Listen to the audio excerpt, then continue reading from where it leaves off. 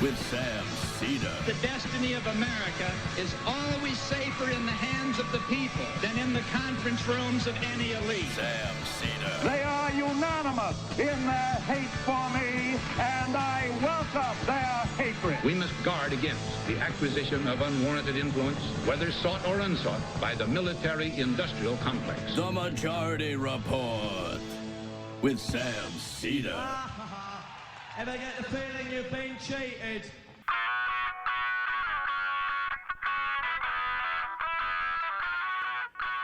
It is Monday, April 1, 2019. My name is Sam Seder. This is the 5-time award-winning Majority Report. We are broadcasting live steps from the industrially ravaged Gowanus Canal in the heartland of America, downtown Brooklyn, USA. On the program today,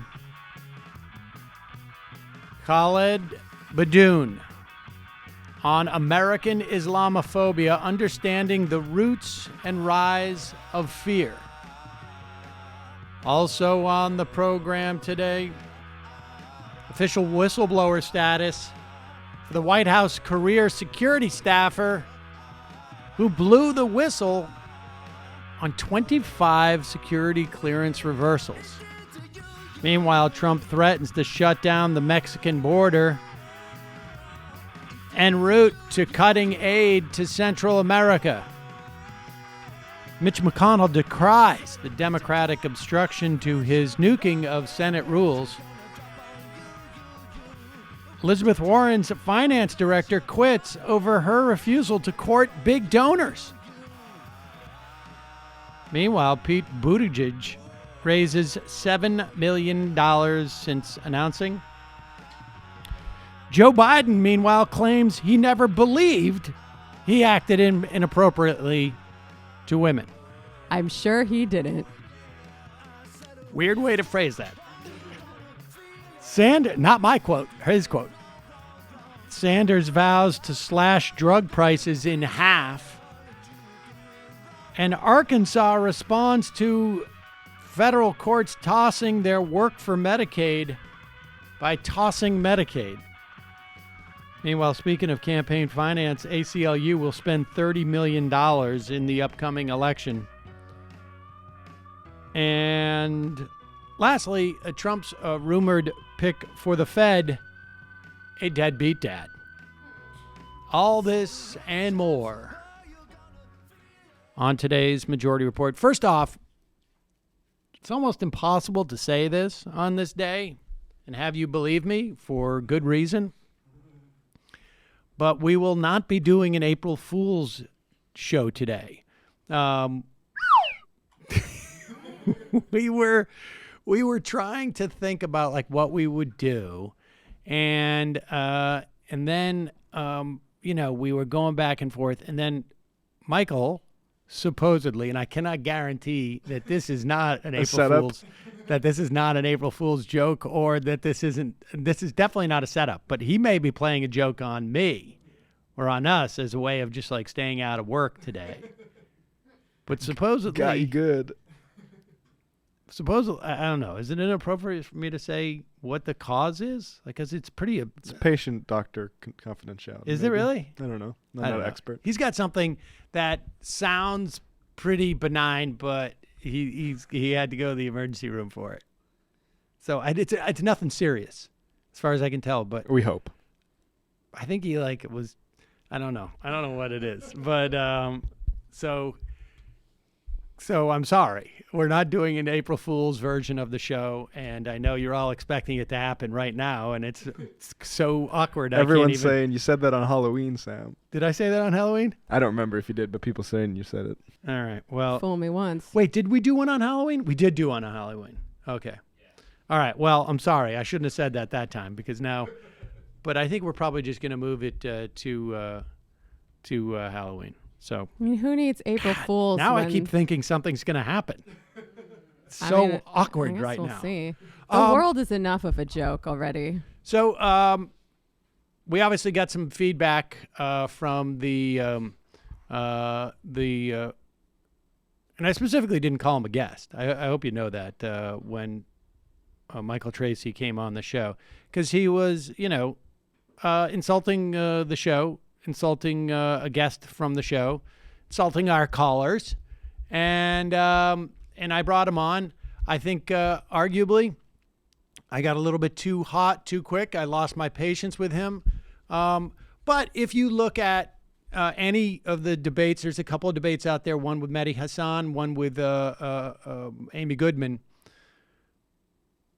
The question of should there have been an investigation comes up very early. In fact, Glenn Greenwald addresses it in the second time he speaks in the Amy Goodman thing. First, they set the table. Now, that debate happened 3 or 4 days before Michael Tracey came on the show. So I thought we didn't have to go through all the history that was there. He wanted to take it to my having to apologize for Marcy Wheeler coming on the show. And incidentally, I went back and I listened to at least 2 of her interviews. And I think the other ones, I don't even think were directly involving the Mueller investigation, but I'm not sure. And I was quite impressed. And I remain even more convinced that she was a great guest on this topic and has read into it more than anybody who is critiquing the existence of the investigation. I have no doubt and believe quite strongly that the media, certain elements of the media, not Fox, I think went the other direction, but certain elements of the media overplayed the significance of it. I mean, on this program, we've said consistently he's not going to get impeached. To the extent that there is any collusion, we would be shocked if it was knowing. And I think I think there is a very good case, and we'll find out, of course, because we don't know what's in the Mueller report. All we know is that in a very narrow question, one which I think no one here thought that they were actually working with the Russians to time, to how to hack, do this, do that. Well, I did. Oh, well, except for Jamie. April Fools. But boom, and so the media critique I think is valid, and we've always said that, and the way that we've dealt with that critique is rather than spend a lot of time on the critique, we've mentioned it in passing, we've just simply actually done something different, right? I get the argument that in some ways, I get it. I'm not convinced of it necessarily, but that the broad agenda of the left had been consumed and whatnot. Well, you simply need to go back and look at the programming that we've had on the show, and you tell me what we've been consumed with. We've probably done more on Social Security, literally. Oh, without a doubt. Labor. I mean, just every topic. And so, but yes, I probably should have, been, let Michael Tracey go on for 35 minutes without answering the question. And yes, I found the idea of being agnostic about whether an investigation should take place. I don't know what that means, really. You can be agnostic as I can't figure out the existence of something. But as to whether it should happen, if you think it should happen, then your critique is about the media coverage. Fair enough. And about how some people went out ahead of it. Fair enough. I think that's all accurate. If you don't think it should happen, then you need to explain what should the response have been to things like, Michael Flynn, and to things about, what we ultimately found out about the who hacked the emails. I mean, whether it impacted the election is something that we litigated many, many times over and over again. And to the extent that we talked about things that impacted the election, far more about the economy and race were the issues. And, tactical things by the Clinton campaign, and on and on. I mean, the record of Hillary Clinton. Yes, I mean anybody who has listened to this program knows that. And so, however, it is my understanding that notable people in private have been supporting Michael Tracey. This is according to his Twitter feed. To his tweet. Notable people that he can't note. Well, I have no doubt about it, but my response to that would be, why do you think they're doing it in private? Are they afraid that I'm going to fire them from something? I mean, I hope this, I hope this doesn't ruin people's perception of me, but my media power these days is fairly limited to almost literally the remote control for my TV. Beyond that, I don't wield an enormous amount of media power.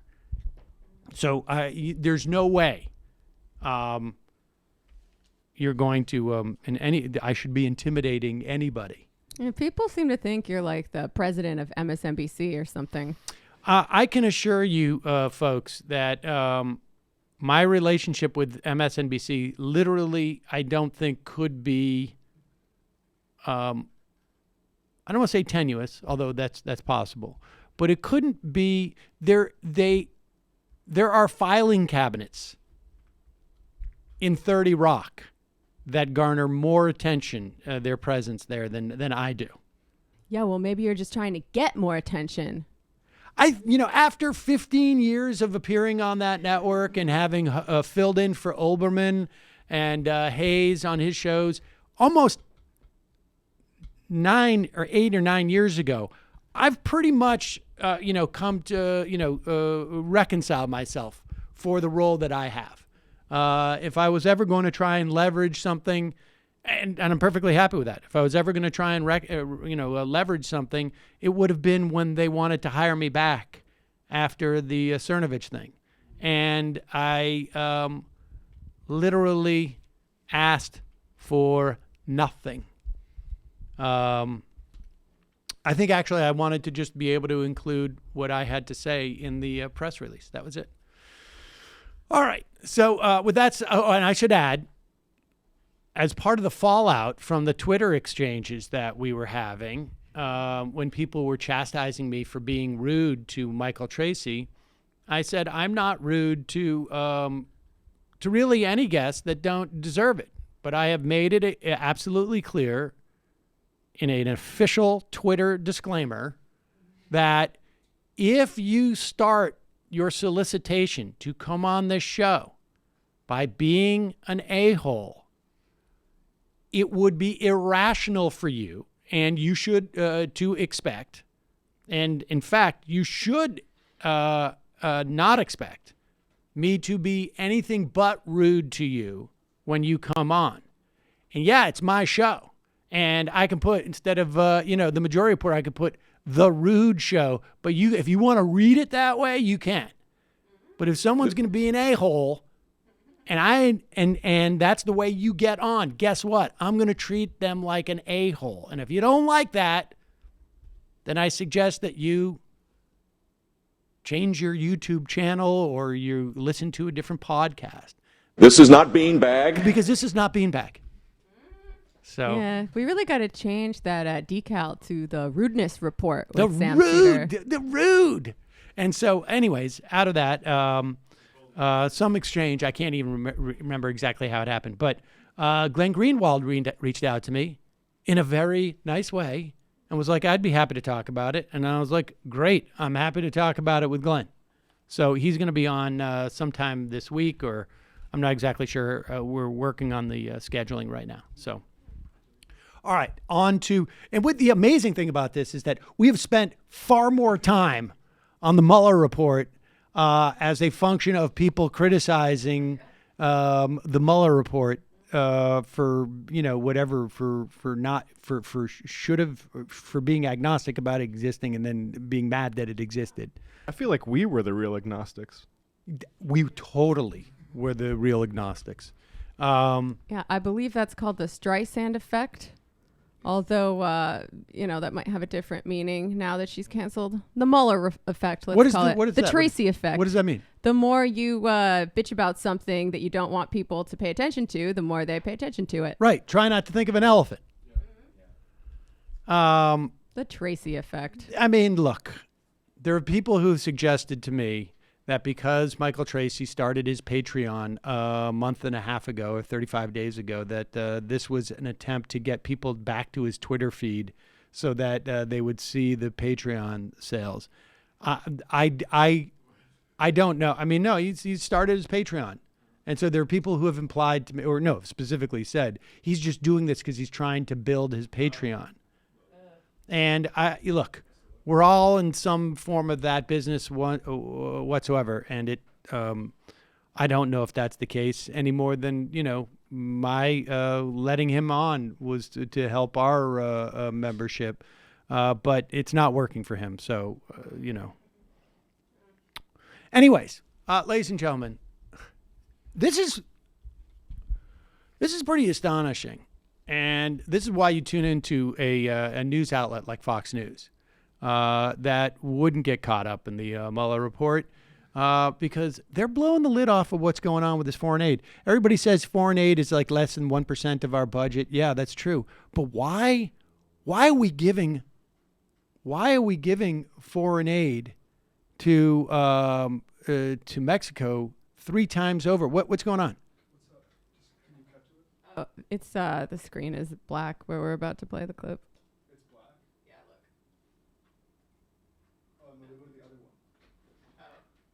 My bad. Never mind. Okay. So this whole thing where we are paying one country 3 times, this is just crazy. This is based on the story that the White House, not only thinking about closing down the border, but is going to punish Central America, because the best way to deal with to the extent that, to deal with the idea that people are streaming towards the American border because our foreign policy over the years has completely destabilized these societies is, of course, to withhold money unless these the leaders there start to crack down on the weakest and most vulnerable people in these countries. Cutting payments, aid payments to El Salvador, Guatemala, and Honduras over the fact that those countries have been unable to contain the flood of migrants heading through Mexico to our southern border. So yesterday we talked about potentially shutting down the southern border.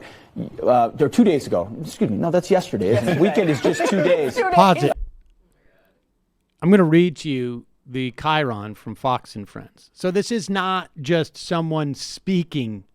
Do you know what I mean? Like, it's not like Trump cuts U.S. aid to 3 Mexican countries. First of all, is Mexico been posing as 3 countries to get 3 times the aid? I mean, what's going on? They're blowing the roof off this They're story. wearing slightly different sombreros. What exactly? It's just It's just unbelievable, isn't it? I've been to all of the Mexicos, and I find them all quite unique in their own way. mean, it would probably be too punitive for us to find out who is writing the chyrons, but it might be interesting from, if we had a public ombudsman say, this is how this happened, how we called El Salvador a Mexico. Just keep on. Does anybody notice it on the show? Potentially shutting down the southern border. 2 days ago. Excuse me. No, that's yesterday. The weekend is just 2 days. 2 days. But yesterday we also heard that this is a big move. This is one of the few punitive measures the executive branch has still to these countries to say, get it under control. We've been giving you aid for decades. We want your societies to be better, your economies to be better, because right now there's a huge magnetic pull to our southern border. That's going to be, we'll see if that leads to any changes in policy in those countries. Yeah. Now, see, this is the belief that these lunatics have, that it's just simply the magnetism of the United States that is pulling them there, as opposed to report after report after report of the incredible amounts of violence and danger that is in these countries for these people. It's grotesque. It really is. But, oh, gosh. Which Mexico is your favorite, Matt? Uruguay. You know, I would like to go to a Mexico in my own mind. And as you know, stress is a worldwide epidemic. I was a wreck throughout last week, and then Friday came, and then it was just like, finally the week. Oh, not the weekend. We're working longer hours. We're inundated with the constant news cycle. Tell me about it. And we're more connected than ever before. Stress is a part of life, and it can easily affect our overall health and well-being. That's why we're partnering with Calm, the #1 app to help you reduce your anxiety and stress and help you sleep better. More than 40 million people around the world have downloaded it. If you head to calm.com/majority, you'll get 25% off a Calm premium subscription, which includes guided meditations on issues like anxiety, stress, and focus, including a brand new meditation each day, sleep stories, which are bedtime stories for adults designed to help you relax. You can head to the magical lavender fields of southern France with allergies like I have, with Stephen Fry. Or you can explore the moonlit jungles of Africa with Leona Lewis. They have soothing music and much, much more. Right now, Majority Report listeners get 25% off of a Calm premium subscription at calm.com/majority. That's CALM.com/majority. Get unlimited access to all of Calm's content today at calm.com/majority.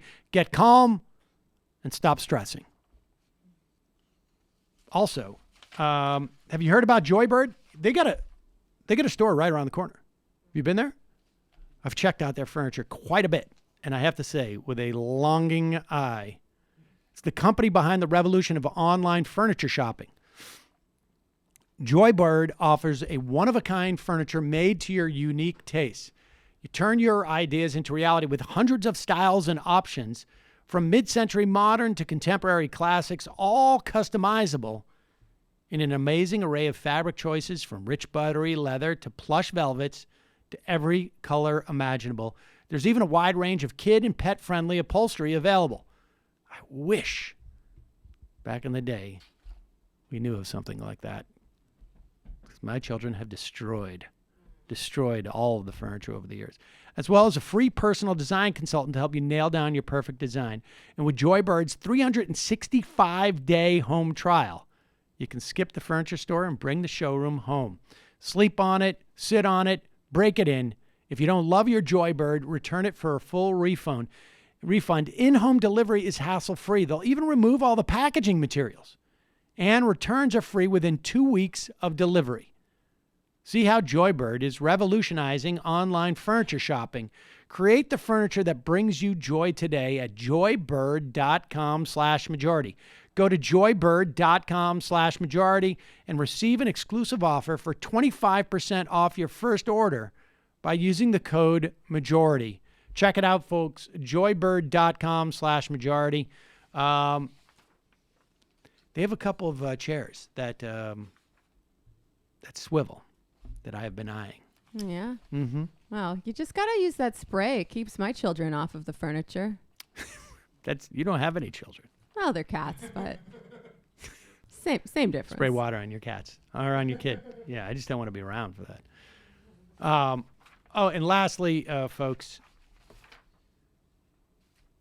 there's no need to suffer through another sleepless night. I used this last night. Do you notice? Oh, yeah. I am a little more refreshed than normal.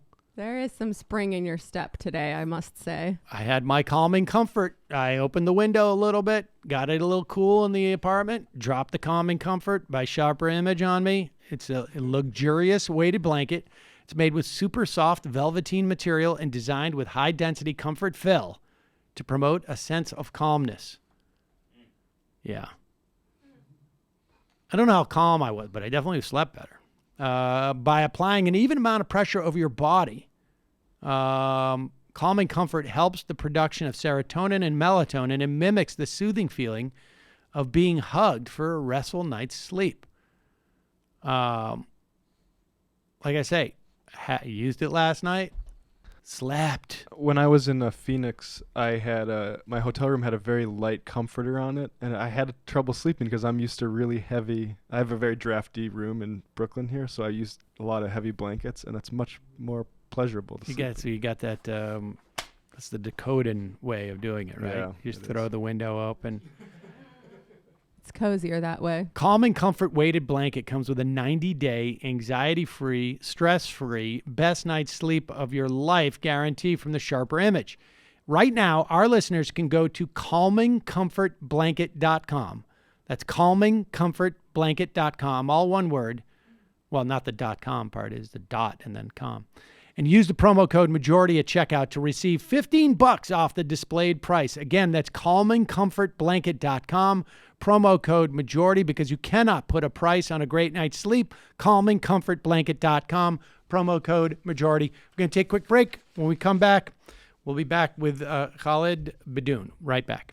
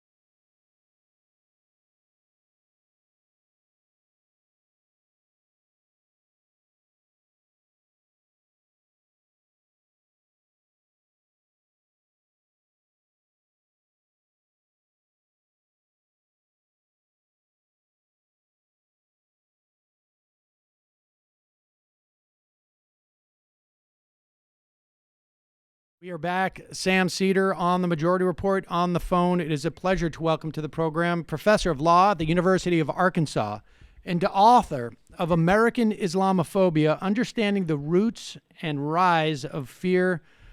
Khaled Beydoun, welcome to the program. Thanks for having me.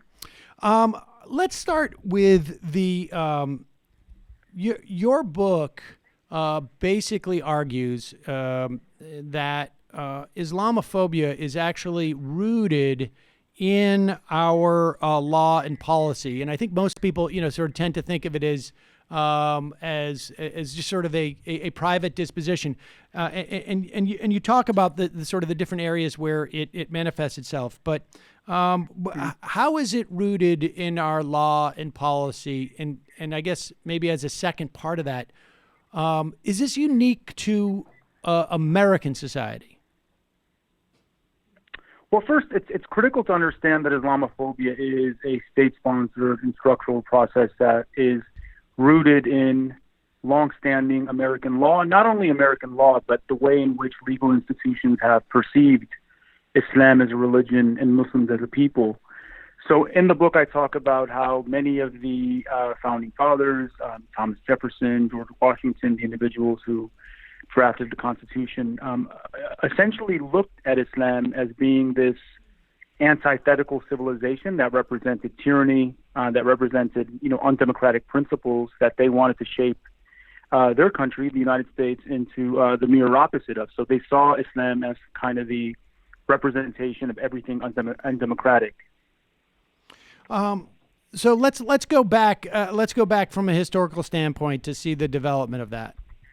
Where does it start? Well, it starts, at the very earliest embryonic stages of the creation of the United States. One piece of law that sort of, I guess, highlights how Islamophobia was embedded in early legal structures was this Naturalization Act of 1790, which was enacted, shortly after the drafting of the Constitution, which effectively stated that you had to be white to become a naturalized citizen. And because Islam as a religion was viewed as a race or a rival sort of civilization, individuals who adhered to Islam would not be deemed white and therefore could not become citizens. And this law persisted all the way up until 1952. So you had immigrants coming from the Arab world through the early and mid 20th centuries who were freely exercising their religion in line with the First Amendment, but because they identified as Muslim could not become naturalized citizens because Islam was viewed to be antithetical to white identity. And we obviously see that rhetoric reemerging with not only Donald Trump, but this new brazen form of white supremacy and white populism. I just want to stay a little bit with the Naturalization Act of 1790, and then the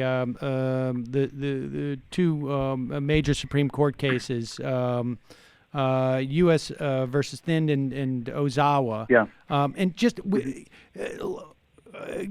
tease that out for us in terms of how because the Naturalization Act of 1790 did not specifically say you have to be white, did it? I mean, and in many respects, it created a concept of white. No, it did. Specifically, it said you had to be white. It was written into the actual explicit letter of the law itself. Whiteness was a full-fledged prerequisite for naturalized citizenship. And so basically what happened is that civil court judges effectively had to go back and they had authority over defining what white meant. Okay.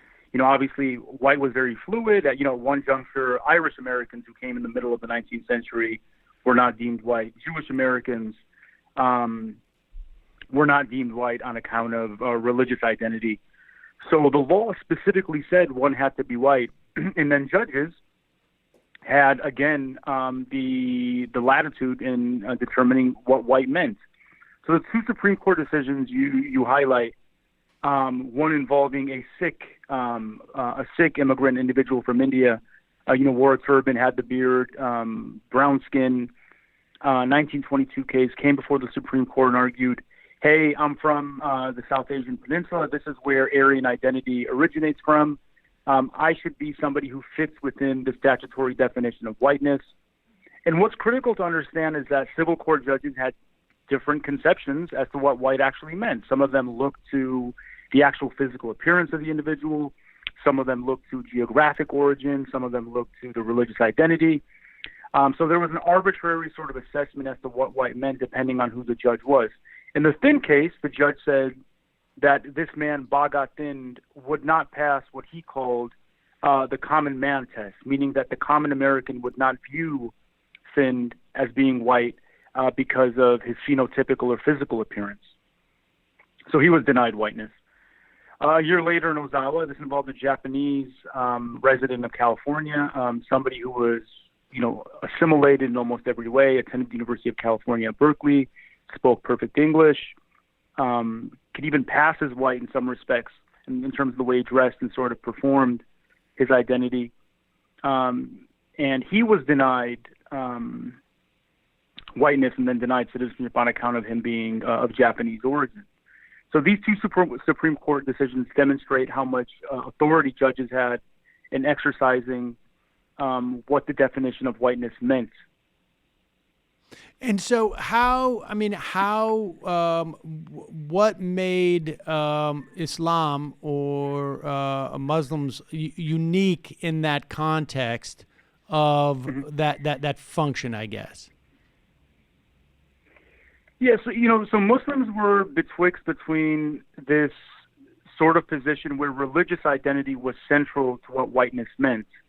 Up through the naturalization era, Christianity was very much a cornerstone of whiteness. For a long time, Protestantism was almost synonymous with whiteness. Catholicism was obviously viewed to be a religion that could not be meshed with whiteness, same for Judaism. Now, Islam definitely, up until still today, is viewed as a religion that is inimical or antithetical to whiteness. So Muslims, in some of them who could physically pass as white based on the way they looked, many of them from modern-day Lebanon or Syria, for instance, oftentimes had to change their name, had to convert to Christianity, or at least perform that they weren't Muslims before civil court judges in order to fit within the statutory definition of whiteness, because Islam, up until 1944, was categorically viewed to be a racial/religious identity that could not be meshed with whiteness. Interesting. So, Christianity was just one piece of evidence that you would put into the docket, I guess. But Islam was one piece of evidence which would necessarily disqualify you. Yeah, and I would also not limit the importance of Christianity as a gateway toward whiteness. I think that it was one might even say a piece of evidence that could be determinative. And like you said, Muslim identity would be something that would disqualify you. Up until 1944, there was a pivotal case called Ex parte Muhriz, which shifts that determination for Arab Muslims specifically, largely based on the United States, forging this new relationship with Saudi Arabia, and the immigrant in that case was Saudi Arabian. So it's a really complex history. Yeah, I guess I'm just, I guess it's quite obvious that our let's say anti-black racism is also rooted in our legal structures, right? I mean, like we literally had the law said you could be a slave, and so. And what does that do in terms of its durability? I mean, as we move forward in time, what does that do in terms of the durability of Islamophobia?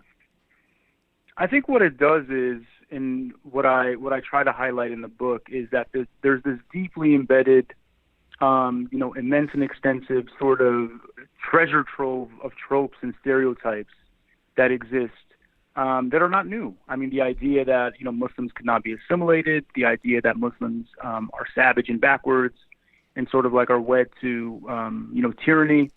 Everything we hold dear in the United States as a democratic country. These have been rooted by legal decisions, rooted by legal discourses.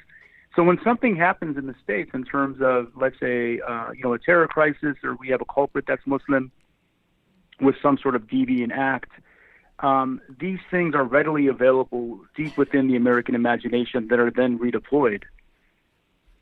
All right, so let's talk about the law provides the sort of the structural basis for this Islamophobia, and then it gets sort of, I guess, I don't know what to say. It's a downstream from that law is private Islamophobia, and then this dialectical. Explain the private and the dialectical manifestations of Islamophobia.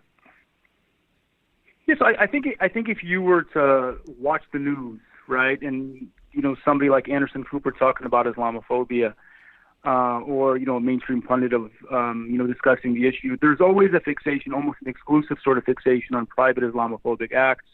And by private Islamophobia, I mean violent acts that are unleashed by an individual, right, a hate monger, a bigot of some kind. We can look at what happened in New Zealand with the terrorists walking into the Linwood and El Nur mosques as a clear example of private Islamophobia. And what I try to demonstrate in the book is to not view these acts or incidents of private Islamophobia as being aberrant, as being untied to state action. State-sponsored Islamophobia by way of law and policy, things like the Muslim ban, for instance, or surveillance within mosques, counter-radicalization policing, are embedded upon the same presumption, right? The presumption being that Muslim identity or expressions of Muslim identity are in some way connected or correlated to terrorism. That's typically the idea that sort of drives private Islamophobes to attack Muslims, right? The idea that Muslims are this kind of, terror and hiding community, sleeper cell or whatever, that warrants them engaging in vigilante violence.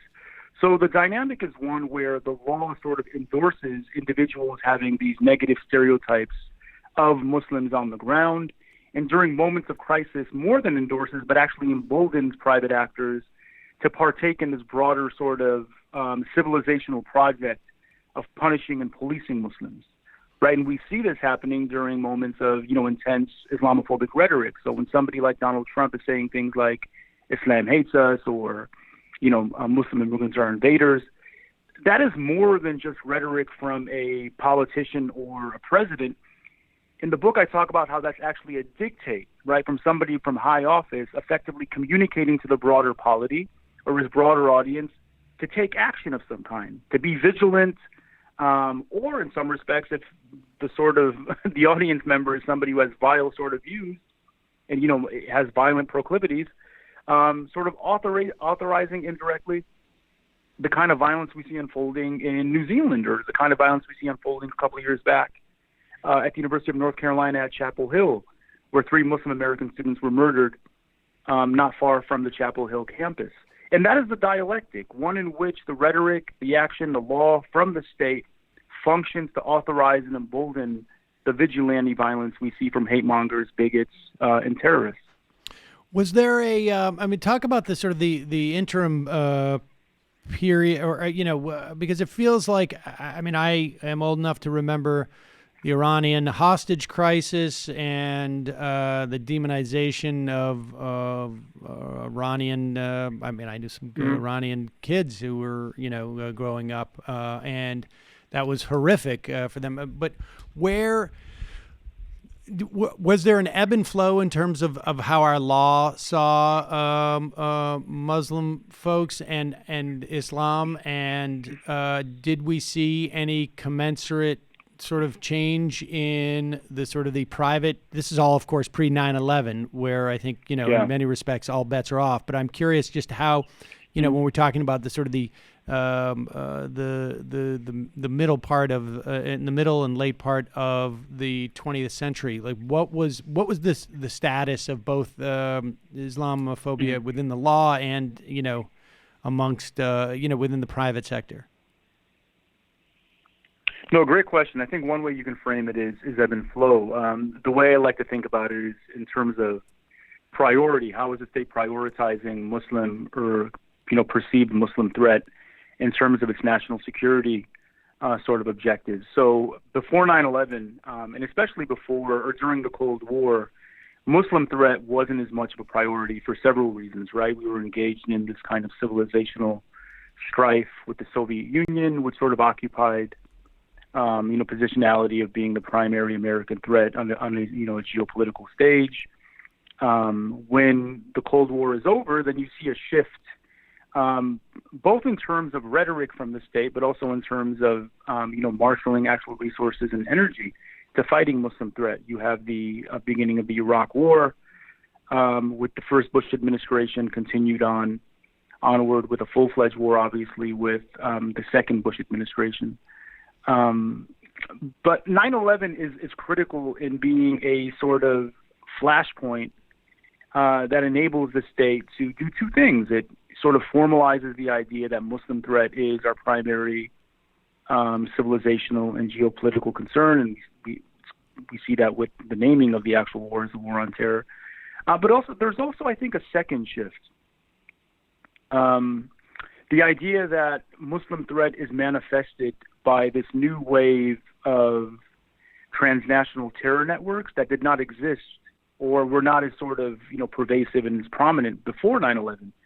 Before 9/11, we were more concerned with nation states, specifically Iran and Iraq. Iran being, a 12-er Shia government. Iraq, actually, ironically enough, being a secular Ba'athi regime. But the threat was coming specifically from governments or individuals within those governments that held a lot of authority, Saddam Hussein and the Ayatollah Khomeini, Iraq and Iran, respectively. After 9/11, we're not concerned as much with nation states. We're concerned with Al-Qaeda. We're concerned with ISIS. We're concerned with these networks that we think can then radicalize Muslim American citizens stateside. So Muslim threat before 9/11 was represented by governments, after 9/11 by terror networks that have some sort of deep connection with Muslim Americans and communities here in the States.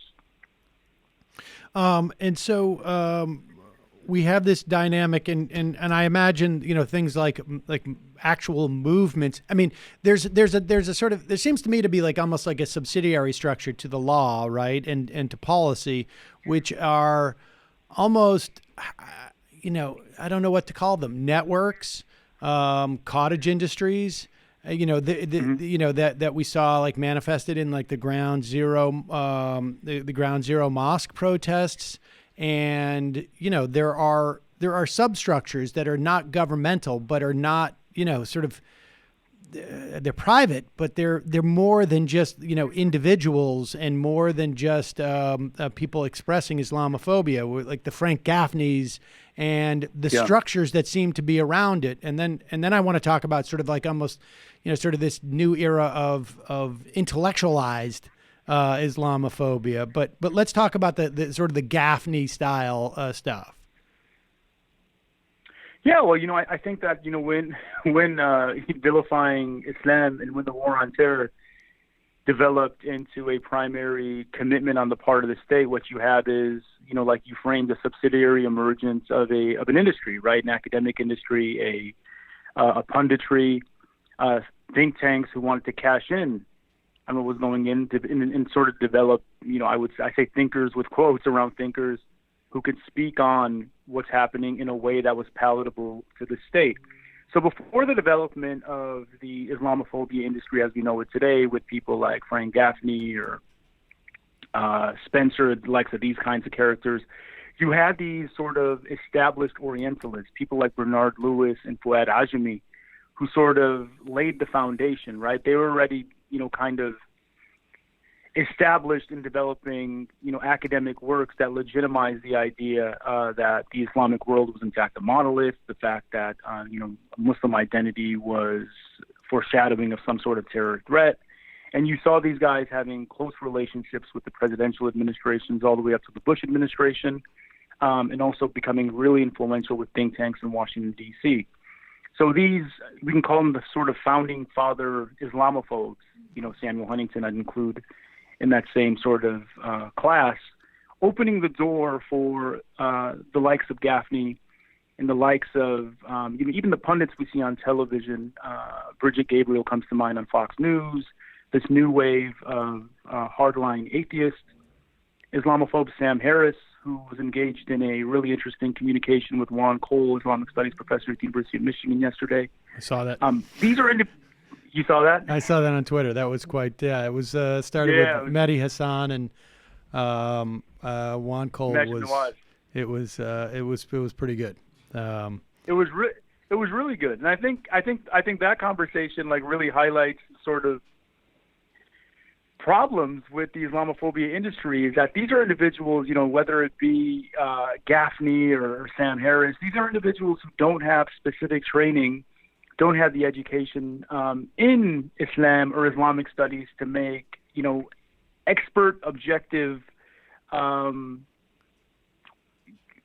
assessments of what it is they're talking about. All right, well, Professor, let me just for the sake of fairness, I think Sam Harris would say, really, Professor? Well, then alert my friends. And then he would list 5 friends he had who are either Muslim or formerly identified as Muslims. So he's got that. Yeah, but Muslim identity is by no means a credential, right? Being a Muslim does not make one, an expert on Sharia law. I'm a Muslim American. I study American law. I know Sharia law, generally, but I can't speak to the nuances. I can't speak to the distinct schools of thought. And that's the problem, right? I think that right. Well, I'm an American, and I am also not an expert on American law. Exactly. There you go. So identity is by no means expertise. So Sam Harris's argument is an easy one to sort of dismantle. But what are the because I look at the Gaffneys and the Harrises is that they are in many respects part of the same animal. I'm not saying they're coordinating with each other or in any way affiliated, but from looking at the structure in society, some are working sort of the more inside game, the more policy game, and then others function to provide almost like a foaming the runway, or maybe foaming the runway for sort of the intellectual acceptance of this. I mean, have we seen? Has there been a a project like that, specifically let's work on this aspect. I mean, it's one thing to say, sort of like brute in terms of brute proclamations associating Islam with terrorism, and we do that by saying, we can have a Muslim ban, we can have extensive spying on people who are in Islamic youth groups in college or whatnot. But has there been a project like this where we're going to really sort of appeal this level of like a soft Islamophobia that we're going to sort of dress up as an intellectual exercise? I mean, because you talk about anti-blackness in the relationship with Islamophobia, and we've had in the past intellectual movements to describe why whites are why white supremacy is actually intellectually justified, not just morally or in terms of God. I mean, is this a phenomenon we've seen before in terms of Islam? I think so, but it's obviously catching steam, and I think the fact that it's so popular now, and also I think a mode of thinking that is not only exclusive to the right, but is that definitely pervading the center and also the left, is because there's political will and sort of power behind these quasi-intellectuals disseminating these negative ideas or even flat ideas of Islam and of Muslims. And that connection is really important. I think the work of, I would never, try to understate at least the influence of a Sam Harris or a Maajid Nawaz. These are individuals who are, selling books, New York Times bestsellers, filling stadiums. They have millions of followers on Twitter. So their message is definitely effective and is resonant. And the large reason why it's effective and resonant is because they have a president like Donald Trump and movements within Washington, D.C. That repackage their messages in ways that are palatable to lay voters, right? So what Trump says in signing the executive order known as the Muslim ban is not, it's sort of a translated sort of version of what Sam Harris and Maajid Nawaz sort of peddle off as being real academic work. So the connection between what they're doing is really, really important and really potent in terms of, having real effect in the political sphere. Has it happened before? Not to this extent. Not to this extent. I think that Islamophobia and Orientalism is more profuse today for a range of reasons. I think part of it is tied to, we can talk about the sort of inverse of white supremacy taking place today with this new moment of white anxiety, or some people even call it white paranoia, because of shifting demographics. So the landscape is really ripe for Islamophobia in both message and policy to be very resonant because of demographic shifts, because of a new sort of racial justice and racial consciousness awakening on the left. And I think third and most importantly, and I'm not sure if you want to discuss this more closely, but this rise in sort of identity politics that is taking place on the far right and the far left, where there's I would say, dangerous fixation on identity in ways that facilitate the rise of forms of bigotry like Islamophobia, anti-black racism, white supremacy, and anti-Semitism in ways that we hadn't seen in a really long time. Yeah, I do want to get into that. That sounds fascinating. I want to get into that, but I want to make sure that I'm clear in terms of the idea that rising white anxiety it's almost as if there's less latitude for us to express anti-black sentiments in the context of or racist sentiments. So we're gonna sort of whitewash it or launder it through an anti-Muslim sentiment, because that's a choice that people are making, or we're talking about now a bad idea, not we're not being so essentialist. Is that the theory there? Is that what you mean by that? I think that's part of the theory. I think what Sam Harris and Maajid Nawaz like to say is look, Islamophobia, and they don't even call it Islamophobia. They dismiss the entire sort of framing. Right. They don't think the word means anything. Right. Exactly. They think that anti-Muslim animus is a rational form of discrimination based on the threat that is being posed by Islam and by Muslims. So they would not analogize Islamophobia and anti-black racism. I think if you sat down with Sam Harrison and Majid Nawaz, they'd say, look, racism against black folks is wrong. They would also say that being anti-Semitic is entirely wrong. These are individuals who you'd have to sort of, if you were to kind of classify them along the political spectrum, they'd probably be a lot closer to the left than the right on most issues. Right. But they think that discrimination against Muslims is rational and also serves the best interests of the state. So they view it as entirely distinct from these other forms of bigotry. Right, and that's not, there's a lot of bigots, I think, who probably feel that way about their own bigotry, right? Like, it's a perfectly rational thing. I mean, God did not mean us to commingle, and but okay, so talk about this theory that you have about identity politics. I mean, it's clear to me that, identity politics on the far right, I mean, translates into a certain amount of white supremacy, right? And so that's a pretty straightforward roadmap to being anti-Muslim. How does it function on the left, in your opinion?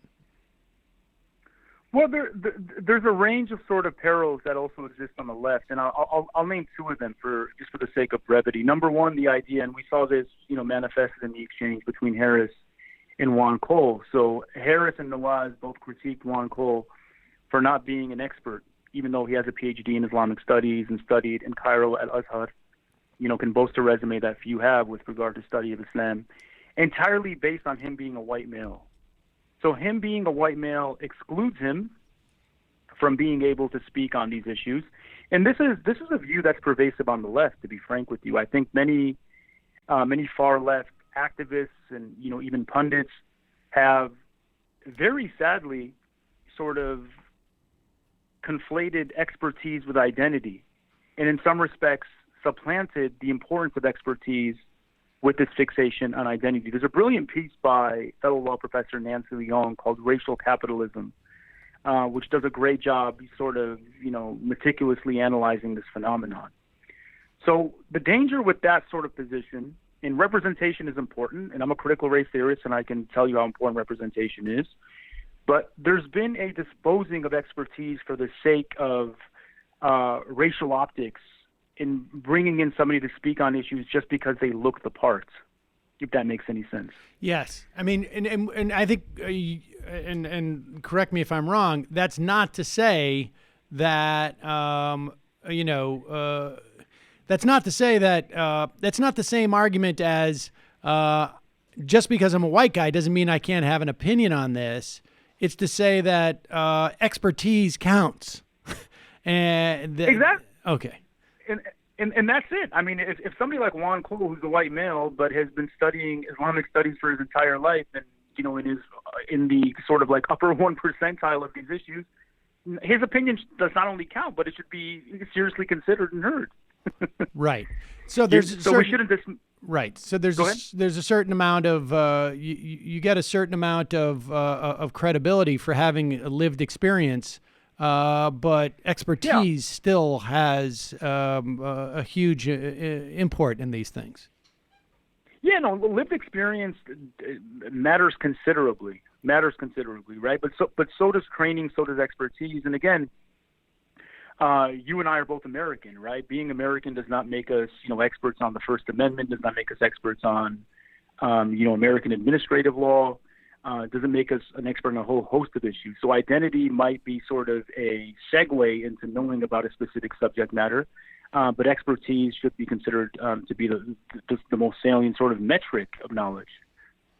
It is sort of fascinating to me that identity politics is, I mean, we see it wielded obviously by white supremacists, right? I mean, that's a fairly obvious calculation. Yeah. But to see it leveraged by someone like Sam Harris, as he did in that exchange, and we see this all the time. I'm not... you guys are caught up in identity politics. You're so worried. I mean, in a political field, you're so caught up in this idea of identity politics. But look here, I have a black friend. And So, of course, yeah. I mean, that type of dynamic is sort of, it's fascinating to sort of see how much it's being utilized as, in many respects, a justification for some type of either discriminatory actions or beliefs. No, definitely. And I think for me, somebody who, thinks about these issues really closely, I think the most unfortunate sort of development in the political discourse is there's really no more nuance, right? There's no more sort of, careful criticism. And look, we can carefully critique specific segments of the broader Muslim global milieu that is dangerous, that is vile, and that should be considered, an element that we have to confront, whether it's the Saudi regime, whether it's terror networks, whether it's specific interpretations of Islamic doctrine that is problematic. That is true, but that is only a sliver of the broader population. The reality that we have in this discourse right now is people are talking in terms of hyperbole, people are flattening entire experiences, and people are discussing entire groups as monoliths. And the sad reality is that it's not only happening at the sort of bottom of the political discourse, the individuals that are sort of being wielded out as our thinkers of the day and our, most influential pundits are also engaging in that, very flat and, vapid sort of conversation as well. And it's not just simply a question of the quantity, even in the context of something like Saudi Arabia. We're talking about the interplay of Islam with a whole host of historical and economic contextual issues and power dynamics. And it's really, to examine that stuff is really to examine how these various factors, interrelate with each other and play off each other. Exactly. I think that we definitely see that with the present sort of discussion on Islam globally speaking. We see domestically with the way Islamophobia is framed.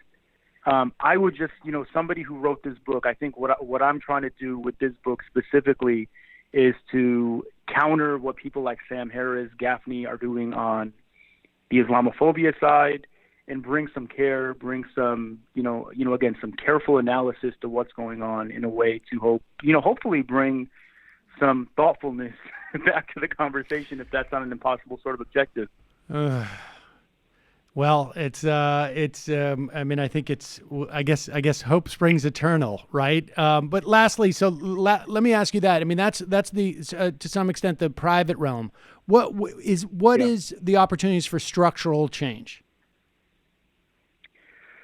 Well, the opportunities for structural change, I think, hinge considerably on what happens politically, right? So if we get let's say, a Democratic administration succeed this one, the Sanders administration specifically, which I think is the most robust in countering Islamophobia, we could see doing away with the executive order known as the Muslim ban, with a subsequent executive order that quashes it or does away with it. So that's, one imminent hope that I have that, again, hinges on this next presidential election. Also, the shape of the courts, right? The Supreme Court is one that upheld the Muslim ban largely because it's now been packed with originalist or conservative justices brought in by the Trump administration. So, another objective in the short term is to sort of cultivate a court that is more, I would say, keen on delivering the promise of the First Amendment, specifically free exercise of religion and Establishment Clause, that enables sort of a structural dismantling or at least diminishing of Islamophobia. Khaled Beydoun, author of American Islamophobia, Understanding the Roots and Rise of Fear. Thanks so much for your time today. We will put a link to your book at majority.fm. Real pleasure talking to you. No, thanks so much. I really appreciate the conversation.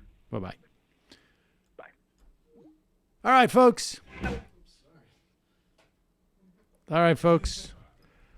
That is our first half of our program. We will head into the fun half of the show. Michael is going to be joining us. Maybe he'll fill us in on the well, it's April Fool's, so I pretend to be concerned about the look. He brought his medical bracelet to prove that he was actually in the hospital. I'm sorry, that camera's not working. That camera's not working? Or it's not on. I didn't think Michael was going to be here, so didn't set up the shot. Oh, well, there it is. Maybe we'll take a photo and we'll print it. Here, I'll tweet it out. Put it on the blog.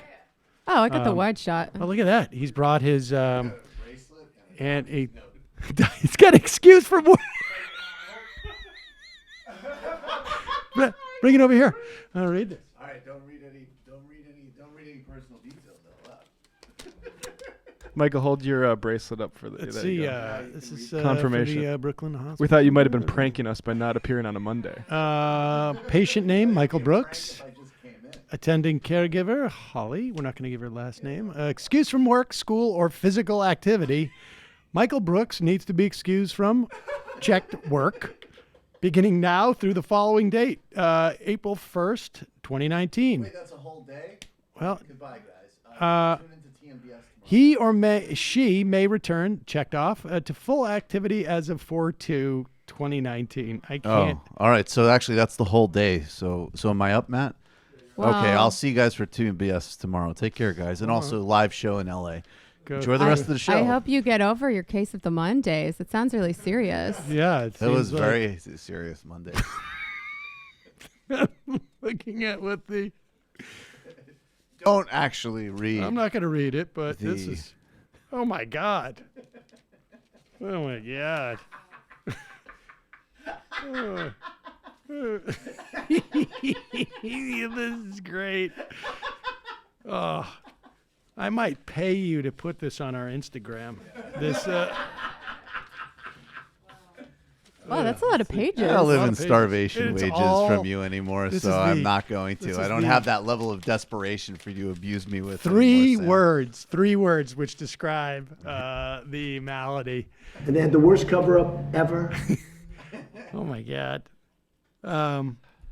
If I'll tell you what, Nikki says hi. If anybody on Twitter can guess what the 3-word, They're never gonna no, know. they'll never guess. But that's what I'm saying. That's why I'm going to offer $50 cash. Just tag Michael and guess the 3 words on what it is. I won't get your notifications anyways. Also, folks, it is your support that makes this show possible. You can become a member at jointhemajorityreport.com, jointhemajorityreport.com. Also, don't forget, justcoffee.coop, fair trade coffee, tea, or chocolate. Use the coupon code majority, get 10% off. Michael has, as far as I can tell, a doctor's note that will allow him to do his show tomorrow night. I asked the specialist if I could do my show tomorrow night, and they said yes, but to limit my exposure to Sam. Tomorrow night, Kim Ives, investigative reporter and editor of Haiti Liberation. We're talking, I don't know, does anybody remember the story that happened a couple of weeks ago or several weeks ago? We were on vacation. I was in Puerto Rico, and this group of mercenaries was arrested in Haiti.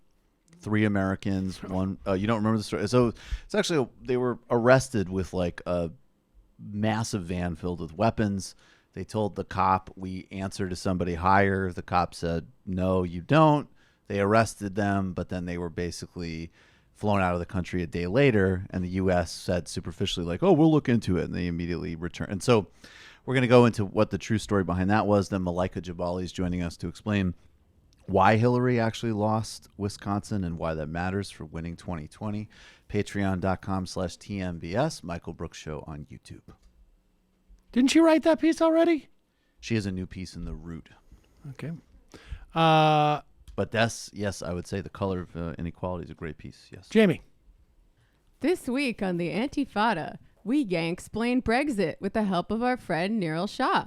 Also, we released a bonus for our patrons where a few of our valued patrons call into the show, including a really awkward call from Paul Joseph Watson. So that was interesting.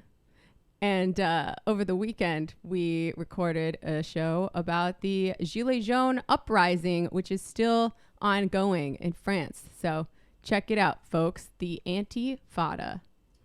Yeah, also check out the Literary Hangover. The episode recorded last week on this Oscar Wilde's The Soul of Man Under Socialism will be out on Saturday. Oh, hell yeah.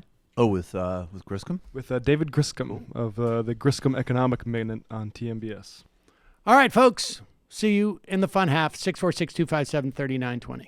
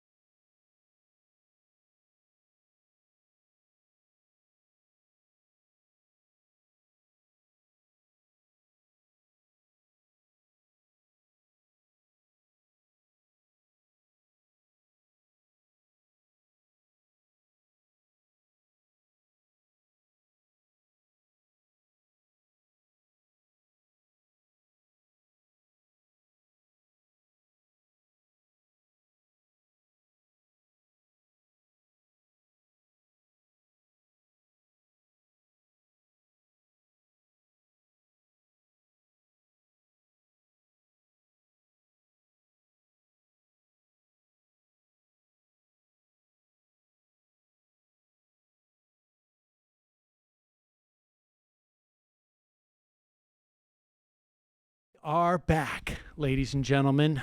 We are back. Sam Seder on the Majority Report. Let's go directly to the phones. Calling from a 210 area code. Who's this? Where are you calling from?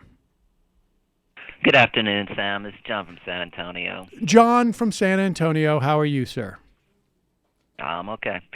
Excellent Ring of Fire episode that you hosted over the weekend.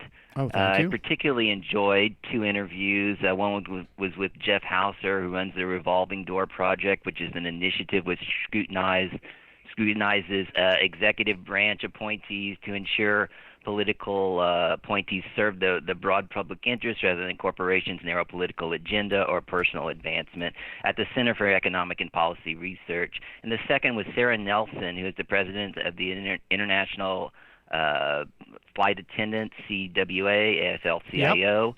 Yep. 13 days ago, we had our debate over impeachment. I stated that Democrats are failing to carry out their oversight duties. You said give them time. You seem a lot more open to Hauser's criticisms. He talked about in 2017 how protesters were mobilized in the Women's March and the March for Science, as well as large protests against the Muslim ban. In 2018, the energy went into the midterms, and now that the Democrats control the House, there are expectations that they will perform oversight, and the Democrats are failing. They need to start issuing subpoenas because Trump isn't giving them any information they're requesting. Massachusetts Congressman Richard Neal, who is the chairman of the Ways and Means Committee, hasn't asked Trump for his tax returns, which the Democrats promised they would do.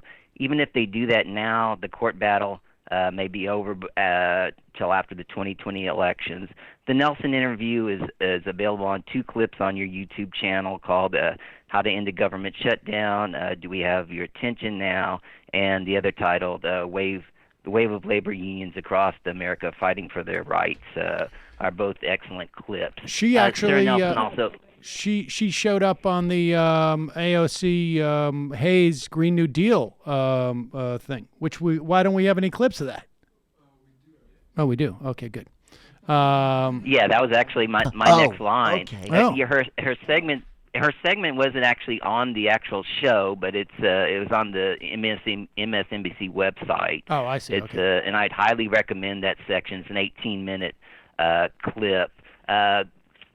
So in the same clip, Wali Shadid, who's the communications director of the Justice Democrats, asked her about her colleagues in the House, and I'm paraphrasing here, who don't support a Green New Deal. Behind the scenes, what did they say about why they don't support it?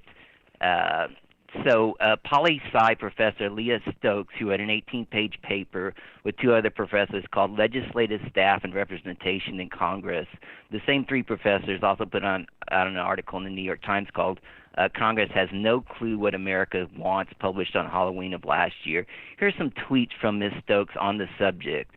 On Chris Hayes' show, AOC congressional colleagues tell her they can't support a Green New Deal because the district won't go for it. She didn't buy it and thought corporate money was the problem. Turns out there's evidence she's right. First, we know that a majority of Americans in every congressional district support CO2 as a pollutant. That's every single district. Most reps are shirking the public's will on climate. We also find that 45% of senior staffers in Congress have admitted to changing their mind on a policy issue after meeting with the corporate lobbyists. So maybe if you spend time with the fossil fuel industry, you start thinking the Green New Deal is a bad idea. In sum, AOC is right. Her colleagues don't know what the public wants in a wide variety of issues, including climate. Corporate money is distorting their perceptions of public opinion. The fact is the public wants action on the climate crisis. When will Congress start listening? So I want to see what you think about both of those subjects, both of those interviews, and maybe talk about the distortion that Ms. Stokes was talking about as far as money influencing Congress. I think, and I appreciate the call, John. Let me let you go, and let me just I'm going to address the. Let me let you go, and I'll address some of that. I think there are 2 factors, right? That how money influences maybe 3, how money influences the decision making of a Congress, and I think part of it is the electoral implications of it, and it's not just that doesn't just mean we will give you money for your election. It could also mean we will give money to your opponents in your election. I think that plays a significant role. But I also think just the access plays a big part of it. The access to the members themselves and to the environment around the members. And a long time ago, we had Adam Green on from the PCCC, and he explained how early on in what they were trying to do as an organization, and they had done this, they had worked with Elizabeth Warren quite closely, was to convince members of Congress and the Senate, obviously, early on in their careers, maybe as candidates, that there are these positions which they have been told by basically people coming out of Washington, which are problematic to getting elected, are not as problematic as they are being told, and in fact, in many instances, are helpful to getting elected. But, you know, people are heavily influenced by the narrow, not just social networks that they're in, but also the networks they're involved in. I mean, that's just, it becomes, I think, clearer and clearer to see this.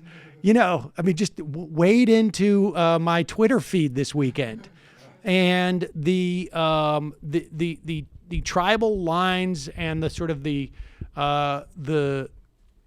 flow of information. People are just completely convinced of things about various topics, convinced of things about me, convinced of things about Michael Tracey, which, as far as I can tell, mostly right.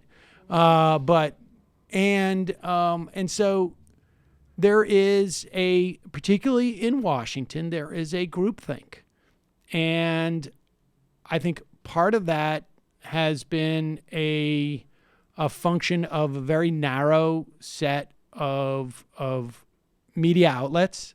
Like, people just do not appreciate the difference in the media landscape between today and 15, 20 years ago is so dramatic that I think even people who were around then, unless they were like right in the middle of it, just don't even sort of contemplate it. And, Atrios was tweeting some of this stuff, and it was dead on. Like, the media situation, and this is part of the reason, frankly, why, I took such issue with the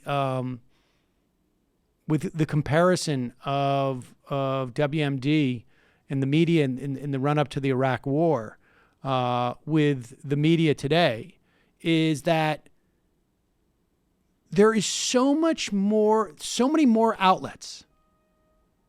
And the corporate media is, like, it makes sense to say, but for instance, when I say the corporate media now, right, that is a term